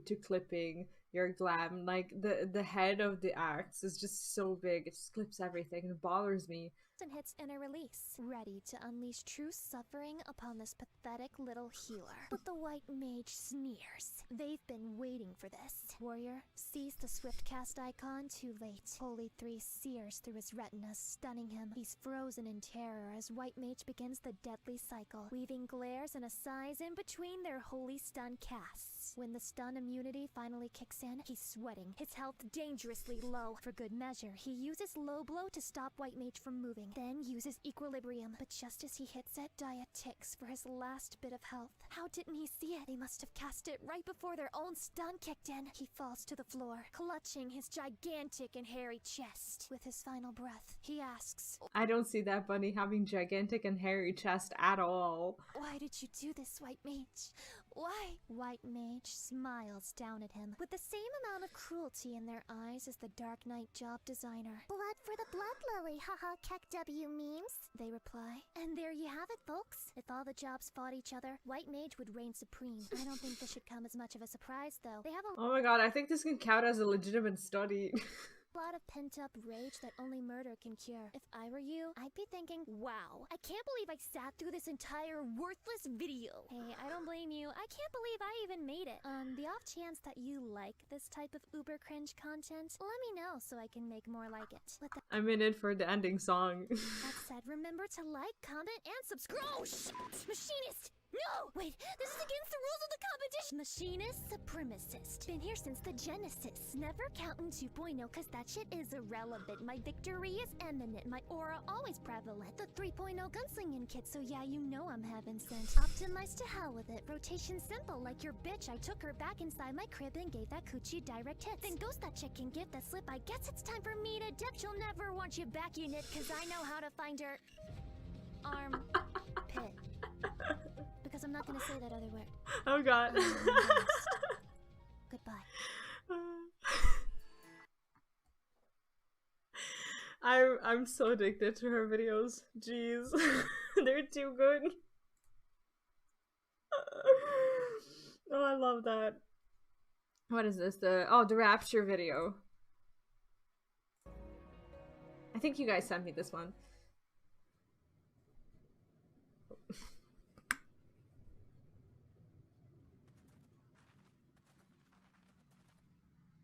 By the gods. What?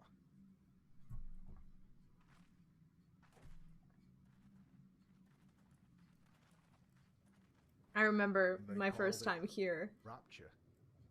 This was so incredible. Are you fucking kidding me right now?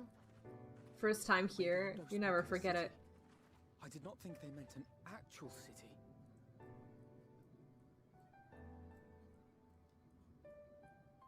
Look at that. They mixed in my favorite game franchise of all time.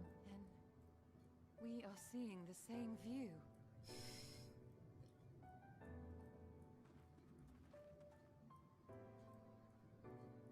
The remnants in the Ondo settlement were solid material structures. But these...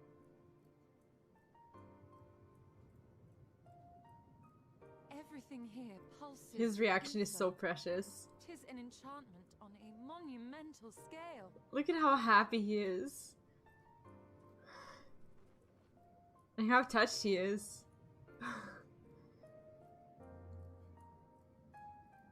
Like, this video makes me happy for him. I don't think I could be happier than right now.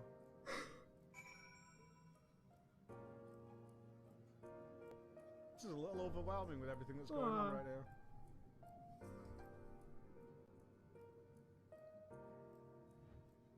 Nuts, you kept this secret? After the hours and hours we've spoke of Rapture? It's the best secret to be kept, isn't it? When someone likes it that much. That's right, Kurt.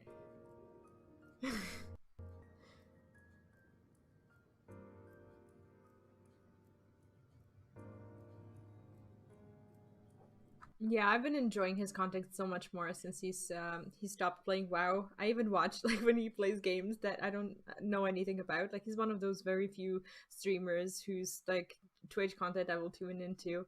Well, now since he's not playing WoW anymore, it's so wholesome. You all knew as well. You guys all know how much I love Bioshock. You didn't tell me this was here.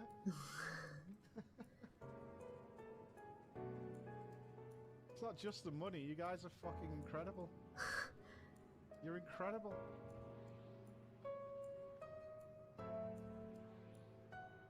God, I love you guys.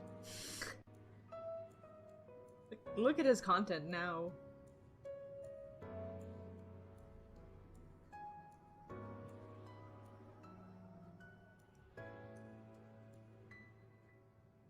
God, I wish they had the whale going through it, you know?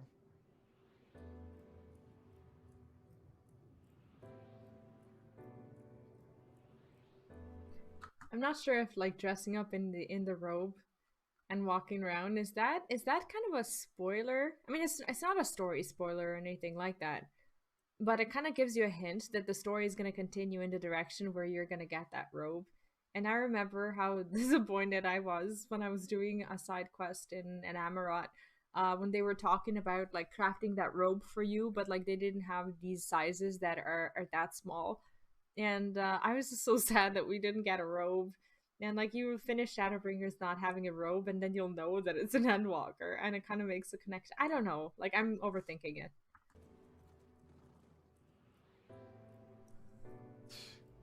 How is this going up still?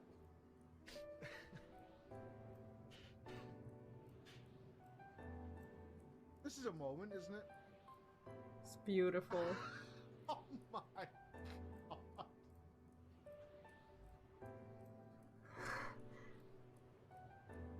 I'm actually gonna cry.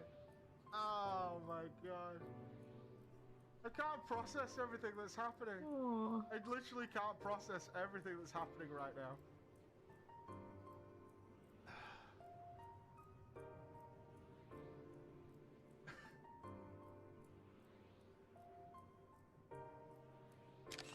No, it is fun. For as long as it's fun for him, of course. Like, this is probably the city that I arrived to, like, at the latest, like, in Shadowbringers. But I spent so much time there. Like, whenever I need a place to go to, I would just go there, and I still go there. Like, it's just the best place to be. You know, sometimes you know you've hired the right people. You know?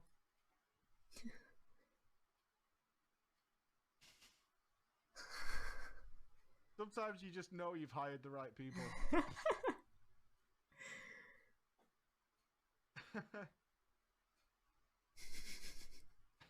Sometimes you know. That's so beautiful.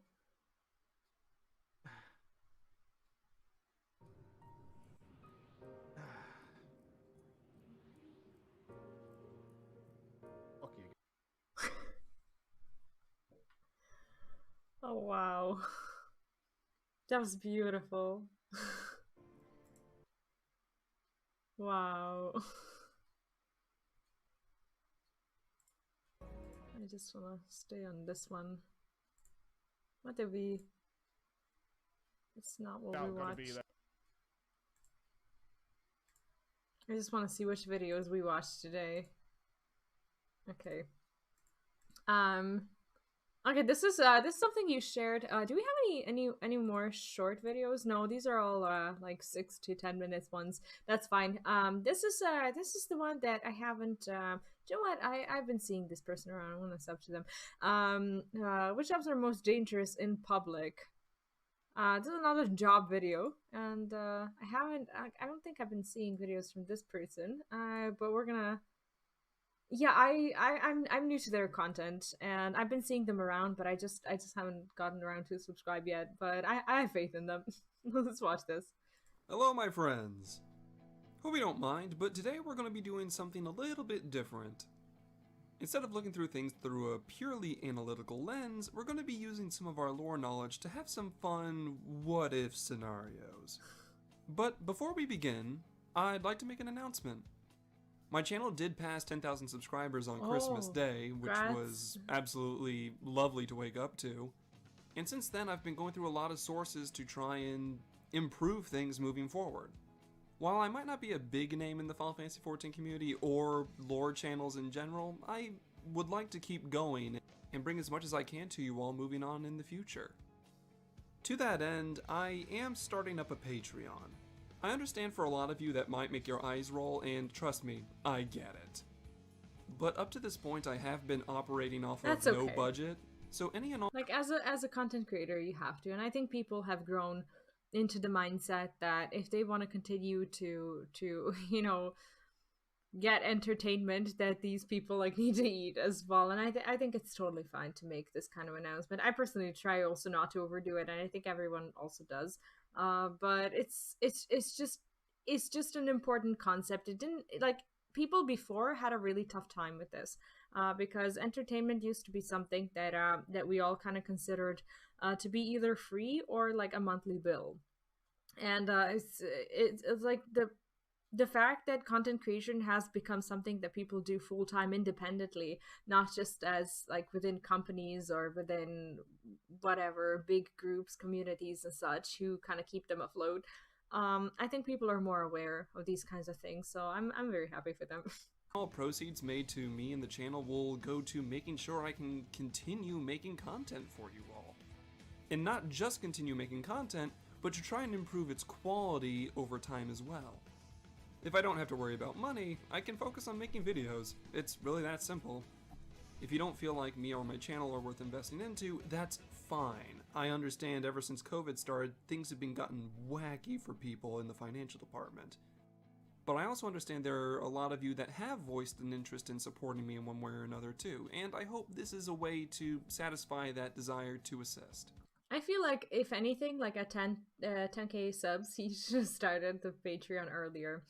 Most content creators, if you look at what happens, if you look at what happens until the 10k mark, most people will have around one Patreon or one supporter per 1k subscribers. This is not a rule, but it is something that happens a lot.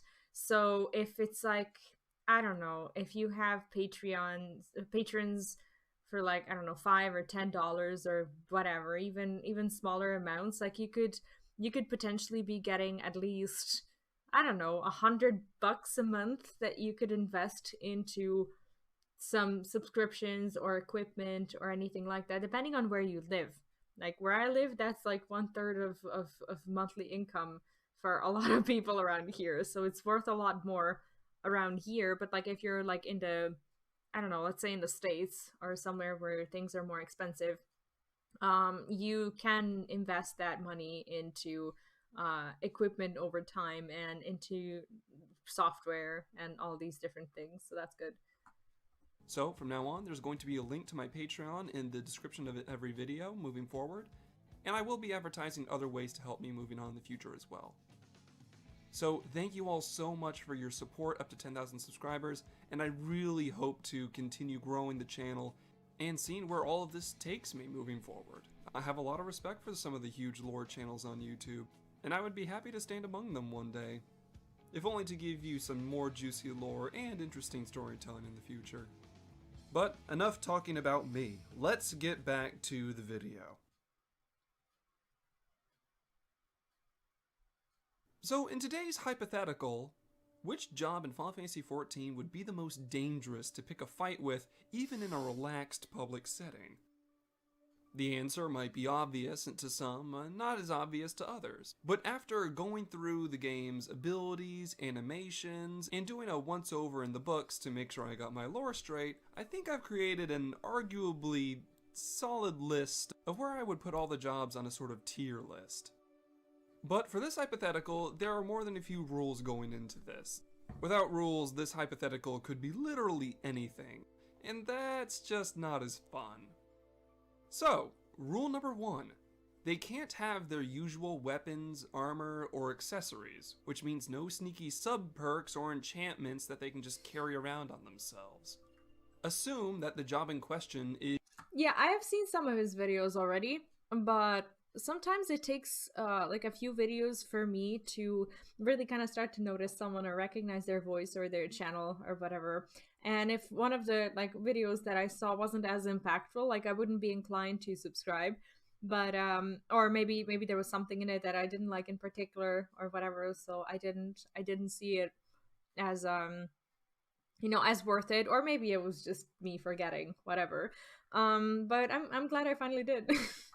At a ball, a party, or even a tavern that requires that you leave all your junk at the door. Rule number 2. We're only going to be discussing abilities and skills that are shown in-game or discussed in the books. So while there are some things that we can imply about certain jobs because of what they're able to do, if it's not shown in-game or discussed in the books, then we're going to leave that on the back burner for now. So the fanfiction stuff stays at the door. Rule number 3. Let's assume every job in this hypothetical is level 90 and are masters of their craft.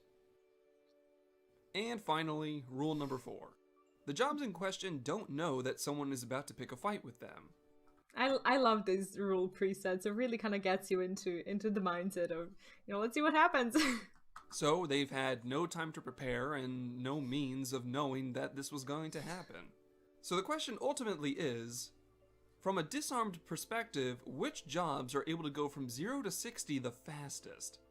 Before we get into the tier list though, I would like everyone to know that fighting any of these jobs, even unarmed, is a really bad idea.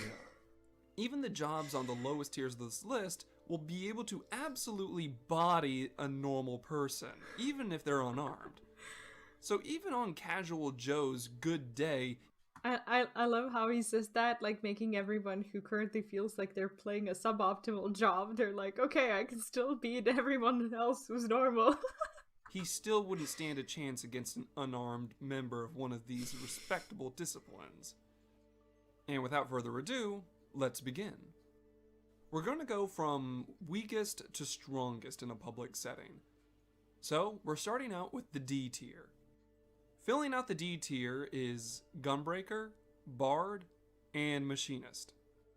Now, I They're really already that bad. feel some of you are going to start recoiling a bit, so hear me out at least. After going through the animations for Gunbreaker, Machinist, and reading them over again, almost all of their abilities use their weapons or tools in one way or another. So when the gross majority of your kit involves using something that isn't allowed in this hypothetical party, then you're not nearly as dangerous as you usually are. In Machinist's case, of course they wouldn't be allowed to bring their Aethro Transformer or gun into a room. Same with a Gunbreaker. Sure, with weapon in hand, they're able to lay siege to some things that are 10 times their size. But Gunbreakers were had to leave it fundamentally designed outside. without the idea of taking on normal people on a day-to-day basis. True. And that brings us to Bard.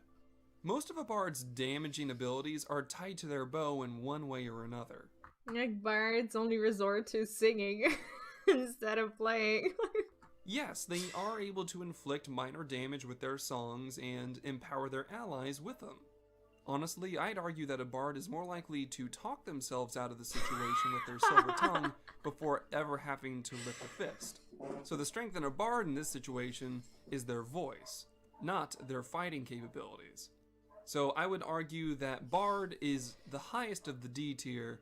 If you saw the new season of Witcher, this is more funny than what it normally should be. With Machinist and Gunbreaker unfortunately sharing the bottom of the barrel, since all of their skills and abilities rely super heavy on their weapons and tools. Moving up to C tier, we have Paladin, Dancer, and Dragoon. True. Okay. I would say that Dragoon is bottom of the C tier, just above the D tier.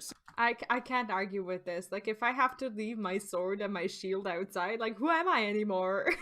Simply because of the fact that without their weapon, they're still able to move extremely quickly and perform their jumping abilities without much problem. But unless it's an open air party, or ball for this instance, then they're not going to be able to jump very high.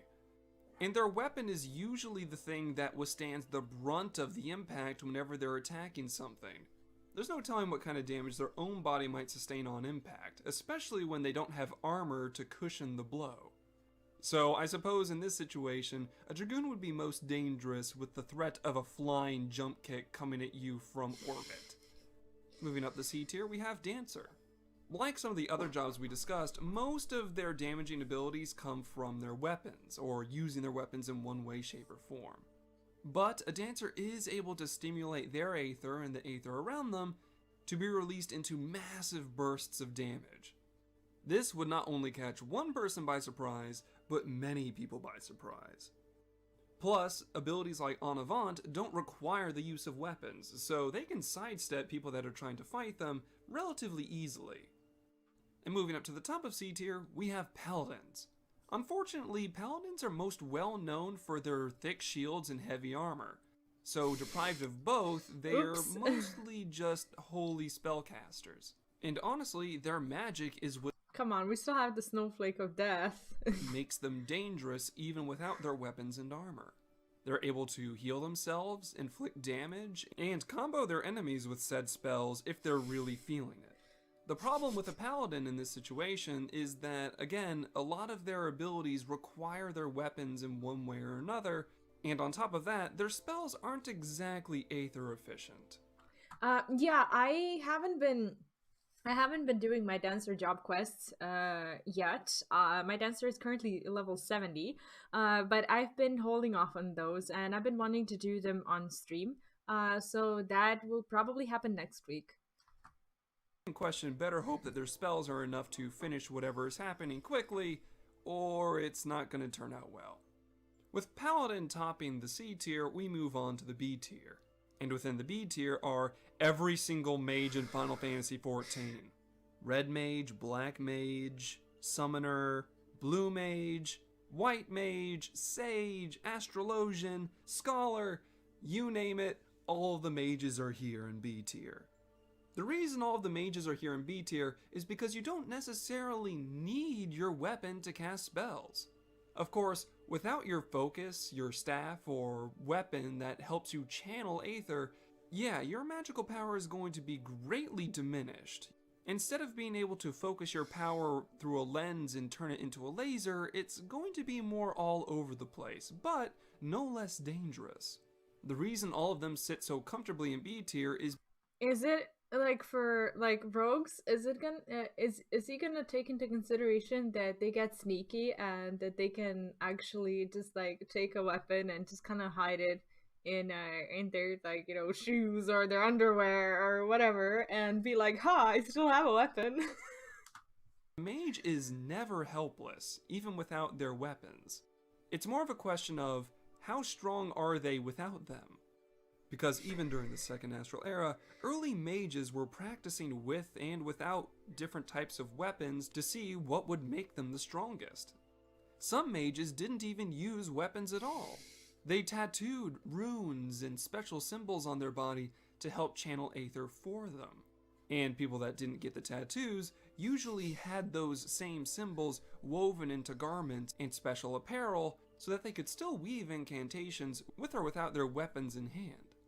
So even without their weapons helping to channel and focus their magic, a mage is still extremely dangerous. And the reason all of them make up the B tier. Though I would argue that if I was going to put any job at the top of B tier, it would be Black Mage, simply because of their raw destructive capabilities. Moving up, we run into the bottom of A tier, which in this case is Samurai. Now, some of you might be surprised that I put Samurai this high on the list, given that mostly like, they're known they need for a weapon, using right? And honestly, I would have been surprised too if I didn't reread and notice that samurais didn't always use katanas when first arriving in the world. It actually started out as a martial art, a discipline that used and applied different forms of bodily movements to execute powerful attacks. By turning their body into a weapon, and then making their weapon an extension of their being, a samurai is truly made to shine. But even without their weapon, their battle trance is still something to be reckoned with, and the focus that they're able to have during combat, regardless of the position they're in. Yes, there's actually a proof in one of the TV shows that I've recently seen. Do you know Alice in Borderland, the TV show? I don't wanna spoil it for anyone, but there is a combat scene where one of the girls who trained in her I can't say that. You know what I mean if you saw the I don't want to say anything about it because it will be a spoiler. But that particular scene in the show, like the way she fought even without the weapon, like that's all the proof that you need. Is still very much dangerous. Above Samurai is Reaper. And I'm going to be completely blunt here. It has a stand, everyone. And yes, this is a JoJo reference. The Reaper's ability to not even lift a finger and summon an entity from another realm to fight for them is got to be one of the most rule-breaking things in this entire hypothetical. If people look at a Reaper's avatar and don't immediately shit themselves, they're probably running away scared, if not already being ripped apart by it. So not only does the Reaper have an avatar to help fight for them, but there's the surprise aspect of people not expecting a Void Scent to suddenly try and bite their face off. Like, if this was World of Warcraft, then Warlocks could easily be there. And actually, well, I don't know. Okay, well, yeah, I guess the summoner pets, they're strong, but they're not really, well, they are scary. But sitting above Reaper in this tier is actually Warrior. Warrior sits so comfortably in A tier that it's painful. With or without their weapon, their inner beast is still very much a part of them, and they're more than happy to let it loose to cause some havoc. A couple of their abilities even show them not even using their weapon, and they choose to just punch instead. Oh, okay. So without their this is just me not knowing Warrior. It's fine. A Warrior isn't nearly as devastating as they normally are, but their punches are still going to bury themselves so far into your trachea that you're not going to live to see tomorrow. But given the presence of certain abilities, I had to put Dark Knight one step above Warrior at the top of A tier. Dark Knight has the benefits of what puts Reaper and Warrior in A tier. A Dark Knight doesn't need a weapon to cast their spells or use many of their abilities. Spells like Blackest Night and Oblation are able to just be cast, which in this hypothetical would increase a Dark Knight's defense the highest out of every job in this list. But it's not only defense they have going for them at this moment. The thing that turns the tables for them is the ability Living Shadow. Like Reaper, they're able to summon an avatar to fight for them. That's what first got me into, well, one of the things that got me into Final Fantasy. I had these dreams about playing the Dark Knight, and I saw that job action thing, and I was like, I'm so in for this. And I never even ended up leveling a Dark Knight, but I stayed. Essentially, Dark Knight breaks all the rules we've established for this hypothetical because they're able to create a Living Shadow that has the weapons and armor and all the things that we've taken away from all the other jobs. They've created a weapon, the biggest thing that we've tried to take away from all the other jobs in this list. So with a Dark Knight's ability to increase their defense massively and create a Living Shadow that's able to fight their battles for them, Dark Knight sits at the top of A tier, because they're able to turn the fight from fighting one person into two people, one of whom is fully armed and armored. But above Dark Knight, we have two jobs still resting in S tier. At the bottom of S tier is the Ninja. That makes sense. And I like to think to a lot of people this was pretty obvious. Yeah. Ninjas throughout history, both in Final Fantasy XIV and our own world, were disciplined and trained to be able to handle different... Like every single job that is trained to handle close combat like that, not just in a tanky way like Pali's warriors and such, but who are able to actually deal heavy damage in close combats. Like they're gonna be there regardless of the weapons. Scenarios, regardless of the situation they're in. Their most common use as things like spies and intelligence gatherers meant that they're able to take care of themselves even in a relaxed public setting. I was right though about ninjas and like their kind being pretty much at the top. Even if the ninja is unprepared or doesn't know a fight's coming, they've likely already thought of ways to escape or rip out someone's jugular after entering a room. And that's before going into the fact that a ninja doesn't even need special tools to use their mudras. They're able to weave their hands together and summon a bolt of lightning to smite you. That's not the kind of person you want to get in a bar fight with. And finally, at the top of our list, the job that you absolutely do not want to piss off under any circumstance regardless of where you are, is a monk. In this hypothetical, was there really any doubt? Monks are trained to become living weapons. They don't need any special trinkets, armor, or weapons to absolutely destroy their opponents. They are weapons. Even an unarmed monk is able to outmaneuver and overpower their opponent with relative ease. And even if their opponent turns out to be armed and armored, there's nothing stopping a monk from dashing across the room and blitzing them. I love how in these scenarios where a weapon gets taken away, like what do you do with these like massive people who have their bodies pretty much made of steel, or people who are, you know, just masters of their martial arts? Like, how do they leave their weapons outside? They are the weapons. While most jobs in 14 require some kind of cast time, prep work, or weapon to really draw out their strongest abilities, a monk's body is its greatest weapon, and they're more than happy to use it. Be thankful that many of their teachings talk about restraint and discipline. If a monk really did want to go nuts at a party, there would be not much that's able to stop them outside of Godbert Manderville coming out of nowhere and suplexing them into the ground. Jeez. But that's my tier list. Let me know in the comments if you agree or disagree with my choices. Was my list the same as yours, or would you have moved some and others into higher or lower ranks? If you had fun with this hypothetical, let me know, and we'll discuss similar what-if scenarios in the future. So, to keep this video from getting too long, thank you all so much for listening to me at the start, and thank you so much for helping me grow this channel as it has over the past few months. I look forward to sharing even more with all of you in the future. Until then, Stay safe, my friends. Hello, my... Oh. that was a good video. Thanks, guys, for sharing. I liked it. And yeah, we'll definitely be looking out for more. If you guys have more videos that you wanted me to watch, feel free to post in Discord, and I'll catch up with it. Next week. Yeah, I will definitely check it out. I'm not sure what he's actually discussing here, but it is yeah, we'll just watch the video. Like, I'm so addicted to his videos, man.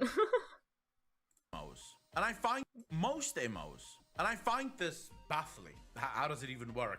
Most MMOs have a very straightforward, simple, everyone knows how it works. Like not 50%, but like 25% of the quality of his content is his body language. I love actually watching his videos. Like, he's a good podcast, but man, is he just nice to watch. Questing system. You get a quest to kill 10 of something, you kill the 10 of something, you come back, you hand in the quest, and then either a story unfolds or you get another quest to kill 10 of another thing. This is sort of standard. This is the bog standard way of questing. If you told me before I played Final Fantasy that there is a game that approaches their quests very differently, and when I say very differently, I mean they have so many, let's call them fetch quests, even though they're not fetch quests, or we could call them diplomatic quests. So quests that literally send you from one area to the next just to go talk to another NPC for the story to unfold a little bit more. If you told me that there's a game that's gonna try that, I would have told you, even 7 months ago, I would have told you you're crazy. It can't work. I think FF as a game has gambled a lot and has put a lot of hopes into people liking storytelling. Mostly, I'm not gonna say that MMO players don't like stories. Of course they do. But what I'm saying is that, like, for someone who wants to play the MMO at its endgame, participate in, raids or PvP or, dungeons or any kind of high-end content and such, there's an amount of impatience that you feel when you start the game because you do want to do all these things. They gambled a lot with the amount of story, with the amount of quests to read, so that if you don't read them, like if you just skim through them, you're not going to feel any further attachment to the game when the new bits and pieces of story come up. It's a huge time investment, and they had to say to themselves, this is our game. Our game is full of story. Whoever doesn't like it is not gonna play it. Yes, it is a Final Fantasy game. I get that, and I get that it fits the brand. But for new people like myself who have entered, the world of Final Fantasy without any previous knowledge and awareness that is on brand, I wouldn't have, I came from World of Warcraft, and that's my only comparison. My comparisons aren't other Final Fantasy game. My only reference is WoW. So in WoW, things are very, very different. And when you start leveling a character in WoW, you really want to do endgame with that character. You don't just go around and quest throughout different areas to find out what happens next. I tried that as streaming content. I tried that as, relaxing content. None of it worked. Not in streaming, and definitely not in it didn't help me feel better in any way when I just wanted to log into the game and just quest to kind of feel better or whatever. MMO players wouldn't rotate towards games like that. It wouldn't work, because MMO players like what they like. They like that sort of, they know how the quest works, they understand how the questing system works, and they're gonna do it. It's gonna be mindless. It's gonna be its own sort of little bit of fun, if you will. Final Fantasy OGP goes and says, screw that.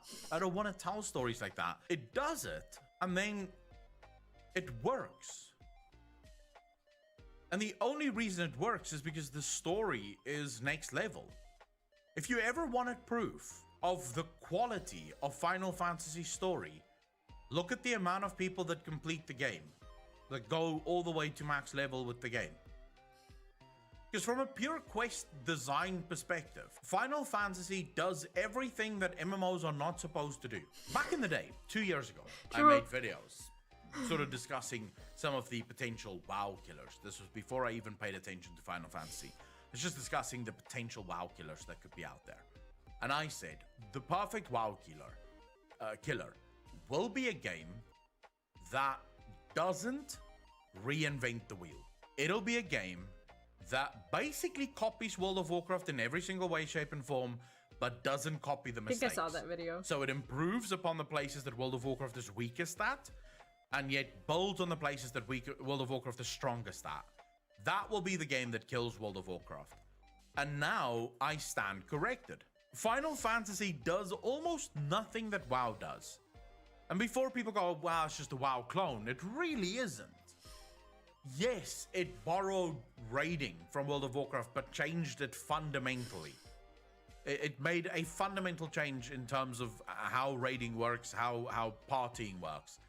It takes social interaction to a whole new level. It actually banks on the casual player to carry the game, which is risky. Vast majority of MMOs don't do that. They either go full hardcore or they go hybrid. But Final Fantasy, and I'm not saying that Final Fantasy doesn't cater to their hardcore audience, quite the contrary. They do cater to their entire audience. But I mean, compare the things that they put in the game for the casual player versus the things that they put in the game for the extreme ultimate sort of top of the food chain player. And there's no comparison. There's far more casual content. What's interesting is they managed to convince the hardcore player to also partake in the casual content without forcing them in any way, shape, or form. I think glamour is kind of what ties it in, cause you know, you're going into a raid, you want to look nice, and yes, raids have the weapons, raids have some of the glam pieces and stuff, but if you want to look good on those FC screenshots once you kill the boss, you want the shinies, and the shinies are, you know, in Gold Tosser. How the fuck do you do that? Most games struggle to do that. Most games do not get to do that. They don't get the reason for that is because they give the player enough time to participate in the casual content. In WoW, if you're not participating in if you're participating in the high-end content, like in raiding and stuff, you don't have the time to go around mount farming. Like, I got so shamed by my WoW guild leader, which is like the equivalent to FC. He used to publicly make fun of me during our raids for AFKing in different areas of the world, waiting for a rare spawn for a chance for a mount.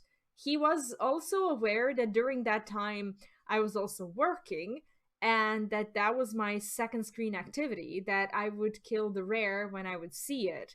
However, he also found it convenient to say that I'm spending more time doing casual content than doing what I'm supposed to do in game to progress in the raid. That was the attitude. Welcome to WoW. A hardcore player to take time out of their busy raiding day to go fuck about in the Golden Saucer. Yoshi P just for some reason understood the fundamental truth about MMOs, and that is, if you build it, they will come. Like, that to me is the fundamental truth.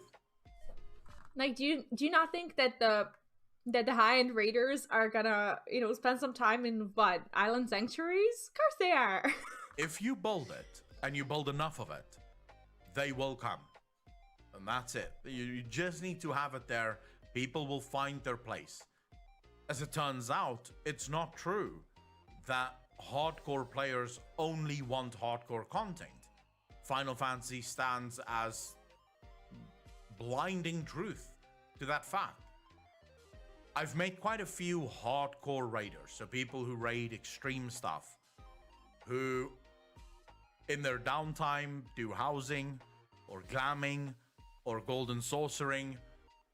They just do other things because the game is fun and the game offers them so many options that after they've done their extreme raids or trials, now it's time to go do the more fun stuff because there's a shit ton of things to do there. Okay, a small correction in my opinion. It's all fun. It's just a different kind of fun. The fun that requires you to brain a lot, and then the fun that requires you to not brain a lot. But let's just agree that they're all fun in their own way. Before the next raid will open up that you can then go play again. It truly is the complete MMO. If you think about it, Final Fantasy appears to be the complete MMO. It appears to have very few weaknesses from what I can tell. There are weaknesses like PvP. Being Glam dresser pretty bad fix it. is a clear weakness, and I think if Squeenix actually put a lot of effort into PvP, they would stand a real chance of taking down every other MMO. Because no, a relationship between a player and an MMO is like a relationship with two people.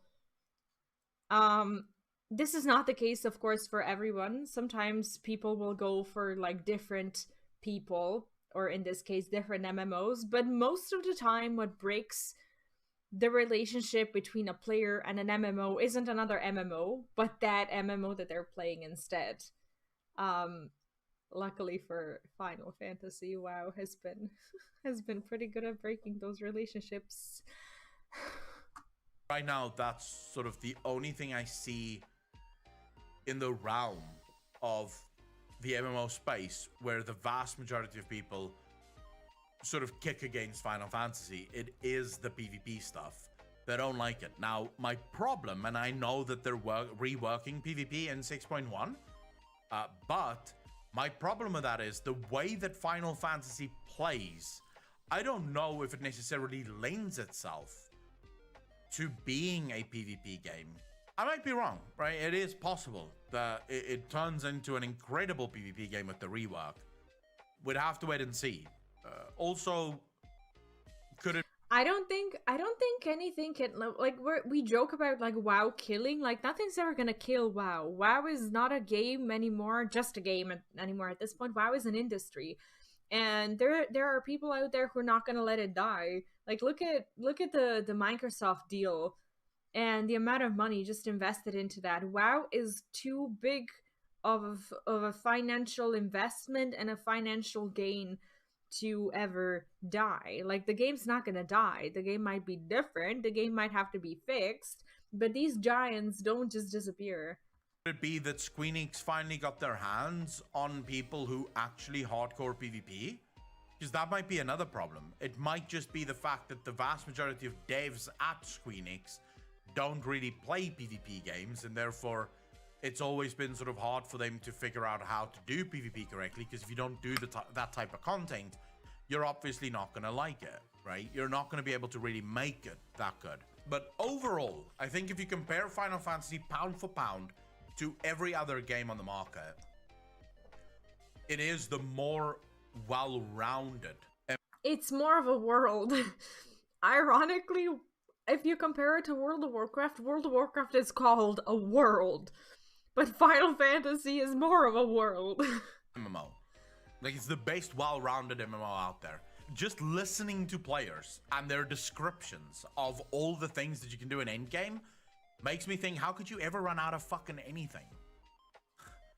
Like, there's always going to be something for you to do. Right?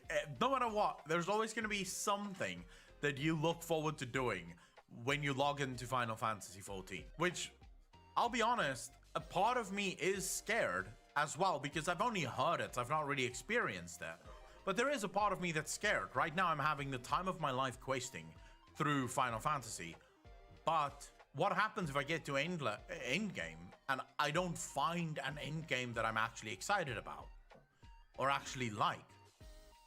Now, part of that fears have been subverted slightly because I weaved a couple of weeks ago, like more than a couple, let's say 4 weeks ago, month ago, but over a month ago maybe.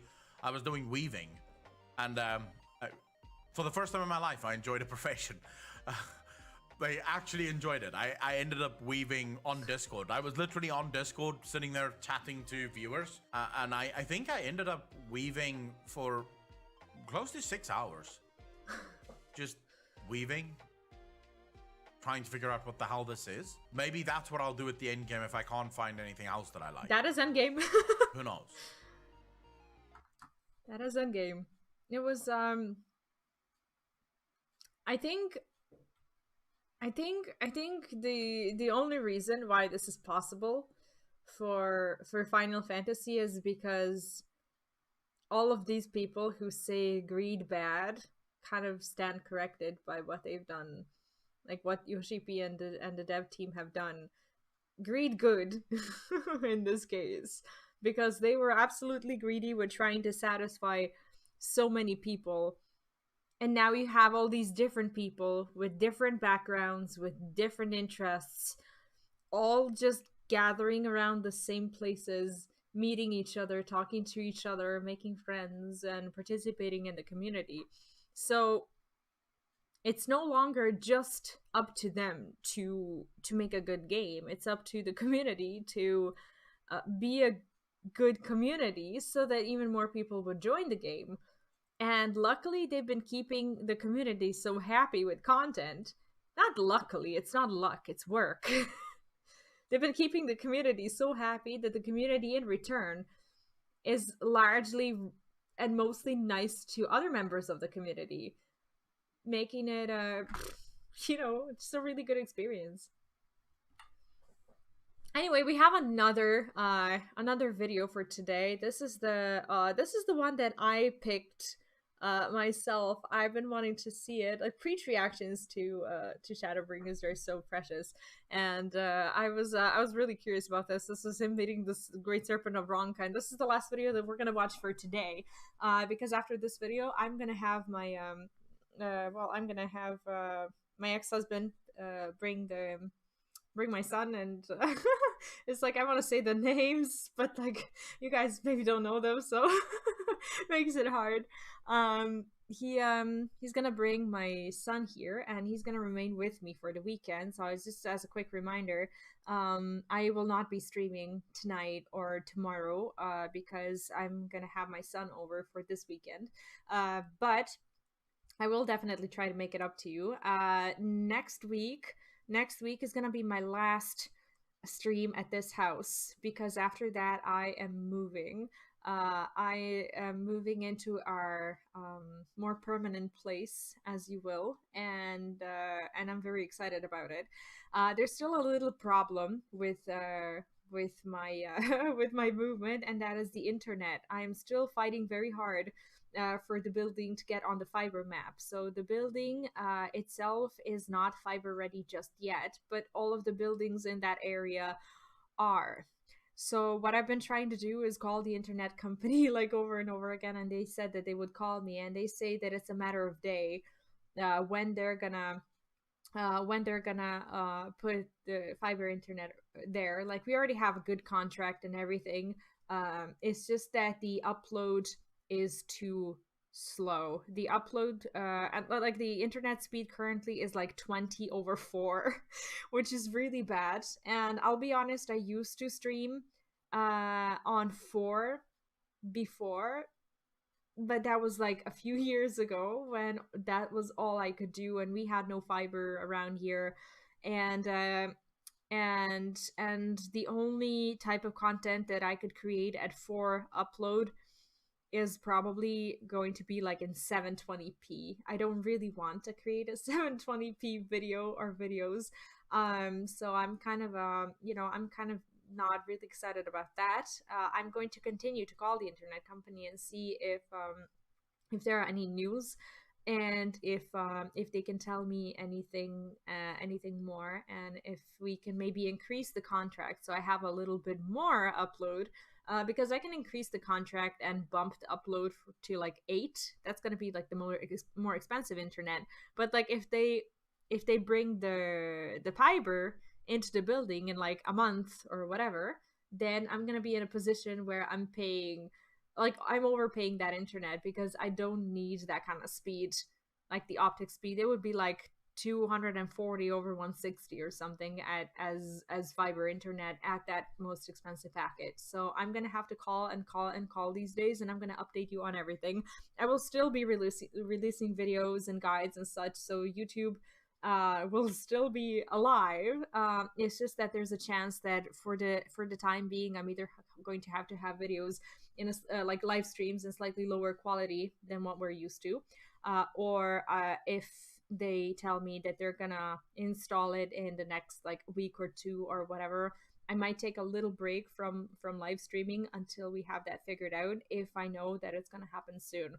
But I will have more details for you very, very, very soon. I'm so excited about the place. I know I could have picked any other place with fiber, but I just wasn't willing to, because the place is just way too good. You'll see. Like it's so cozy, and the price is amazing because it's a little bit out of town.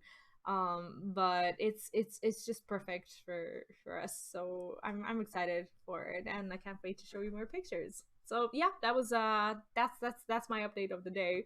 Let's watch this. This should be fun. As foretold by the will of the wood, we meet at last, warrior of darkness. Shh. Oh, I remember this. No one else must hear this. Not yet. My dreams are plagued with visions of the future. Calamity is upon us, and each night I witness our impending doom. Hope is not yet lost.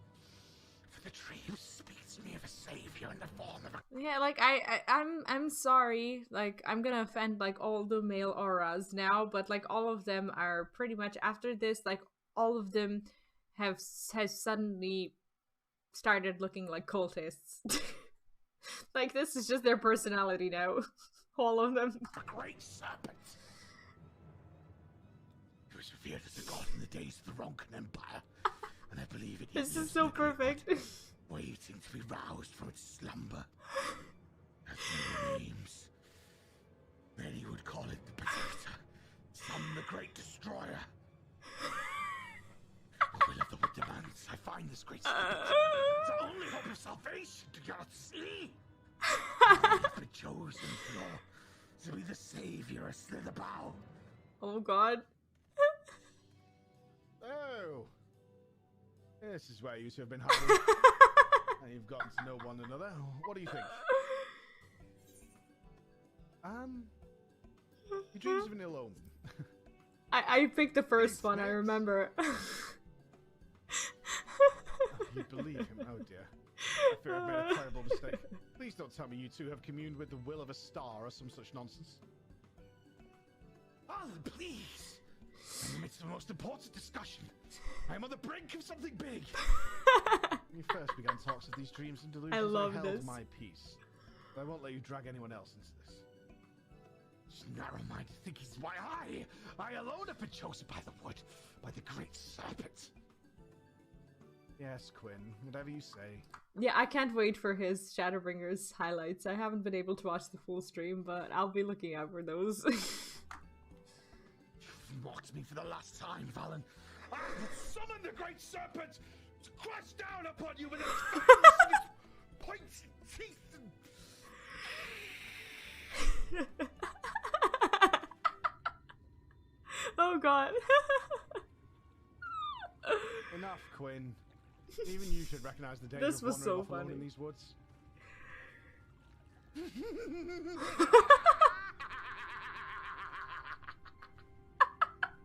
really have gone mad, haven't you? I'm loving it. All you like, Valen, but no, you will bear witness to the truth with your own eyes. Behold, the divine protector of Ronka, the great serpent of legend. Oh, gods, it can't be.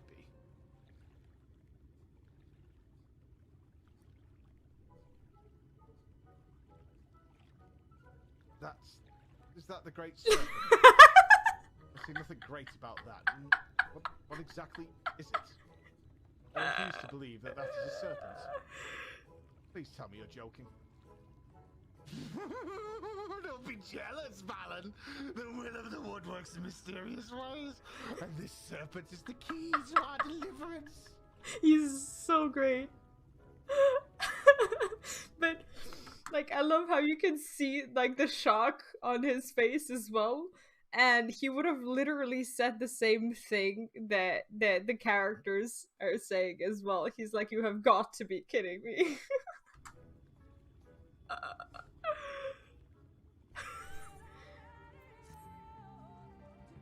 Oh, great serpent, I beseech you. Grant me the strength to defend the Knights Blessed, to stay the impending calamity that threatens the Great Wood.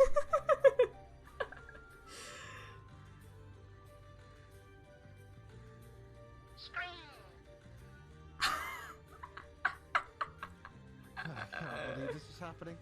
But if you want to keep that thing as a pet, I won't stop you. But we really should return home. I love it. No. No. You're right. You're right, yes. Yes. To remain here any longer could place the serpent in danger. We must get him back. Question is how I love how he's adding his own things to it as well. do we transport the creature? I will not stand to see the great serpent debase itself, crawling on its belly like a snake. Just pick up the damn thing and let's go. By the abyss, Valen, show some respect! I should be the one to carry it. Yes. I am the chosen one. But I fear I am yet unworthy of such a burden. Its wings will cover the sky someday. You could protect the great serpent from the threats of the Great Wood. You would be sinners. Yes. Now you mean to drag Master Matoya's guest into your schemes? What will the others think when she walks into Slitherbow, hoisting that thing about? Here, put it in a sack. Don't you know such thing? It's clean, dry. Most importantly, you could bring it to Slitherbow unnoticed.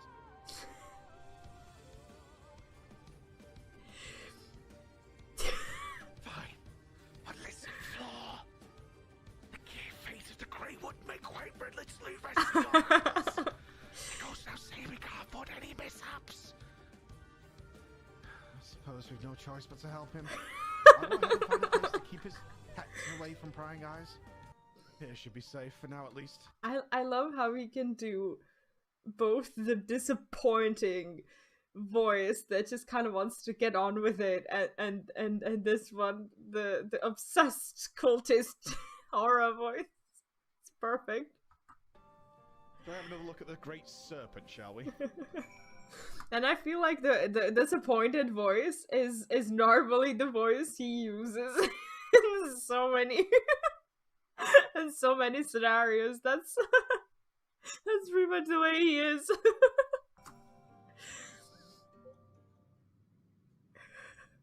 Oh god.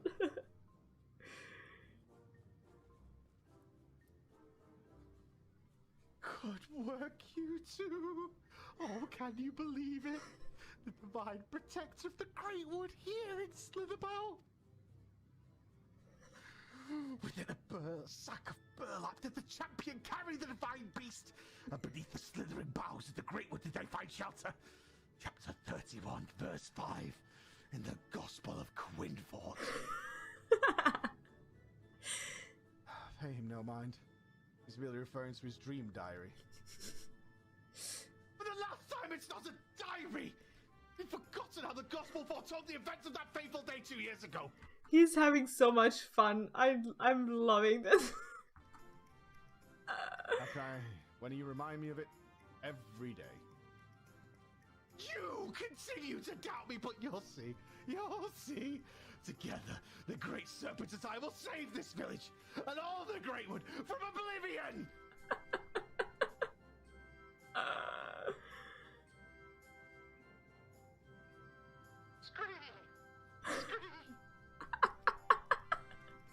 Love it. Alright, we'll watch the trolley one as well. Have we gotten ourselves into?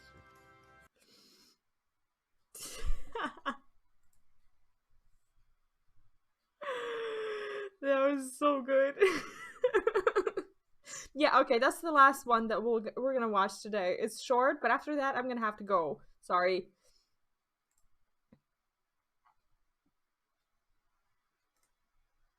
Okay, we'll add it. Thank you. I'm not sure if I saw this one, but In return for your help, I'll tell you more of the blessed trolley. Nothing that can get it started again, though. As I said, the only people who knew how to repair the Talos are long gone. When they left, the life of the trolley started to move. It bled out into the live stream. The loss of the trolley's light killed the town. The trolley's tracks rusted. Cars fell into despair. Now, I was born in Twine in the light of the trolley. Raised there. My first word was trolley. And those were the worst years of my life. His first words were trolley.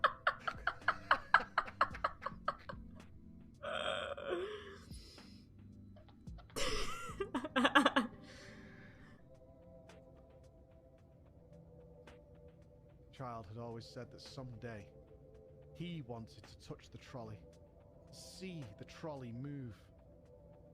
So in his memory, they returned to Twine, started fixing those rusted rails and broken cars. And it was going well for a time.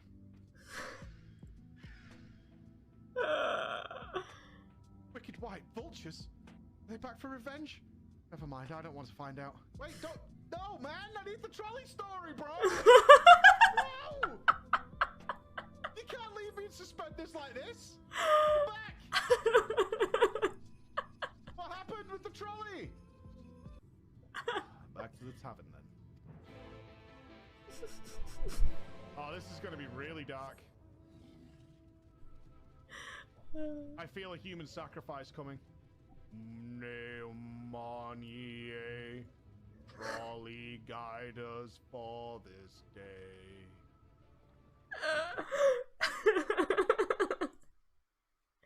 Preach is terrific. I love his content so much. Oh jeez. That was too fun. Alright guys, I'm gonna have to leave you here for today. I will be seeing you next Friday. So yeah, sorry about tonight and tomorrow. I will be still working on those videos. Tonight there's a big video coming up. It is my heavily edited Endwalker finale. I'm not gonna talk about what happened, but we all know what happened. So I finally took the time and I watched all of these devastating things that have happened, and I put it in an hour and then some. And if you haven't been here for the 6.0 live stream finale, you can take pleasure in that. It's been a roller coaster. Editing it was just so painful, but it is my last MSQ video, my very last for the 6.0, and I'm very excited to have finished with that amount of content and that type of content. I'm sad, but I'm happy as well because now it's all out there. Also, there's plenty more to come, and I hope you're excited for that. I have many plans for what's coming. I can't spoil everything, but I think you guys will have fun this year with us. Anyway, in case you're new to us and you haven't popped into Discord, there's a link in the description. We're all there. We hang out there all day long. So feel free to drop by and say hello, and that's where you'll find all the announcements for the stream, as well as the events announcements that the community is doing, which are starting to be more important than the actual stream announcements, because people have been very active, and I'm just very glad to see that. So if you're not in our Discord, feel free to pop in, and you'll find people from all the different worlds and data centers and whatnot. So you'll find someone to play with if you're looking for that. Anyway. Thank you so much again for hanging out today, and I hope you had fun. Take care. Have fun. Have a nice rest of the weekend. I will see you this weekend in my offline version with videos and guides and such. But I will be seeing you back on live stream on Friday at 9 p.m. Central European Time, which is 3 p.m. EST. So my standard Friday time. But I'll let you know more on Discord. Have fun. Take care. See you and enjoy your weekend. Bye.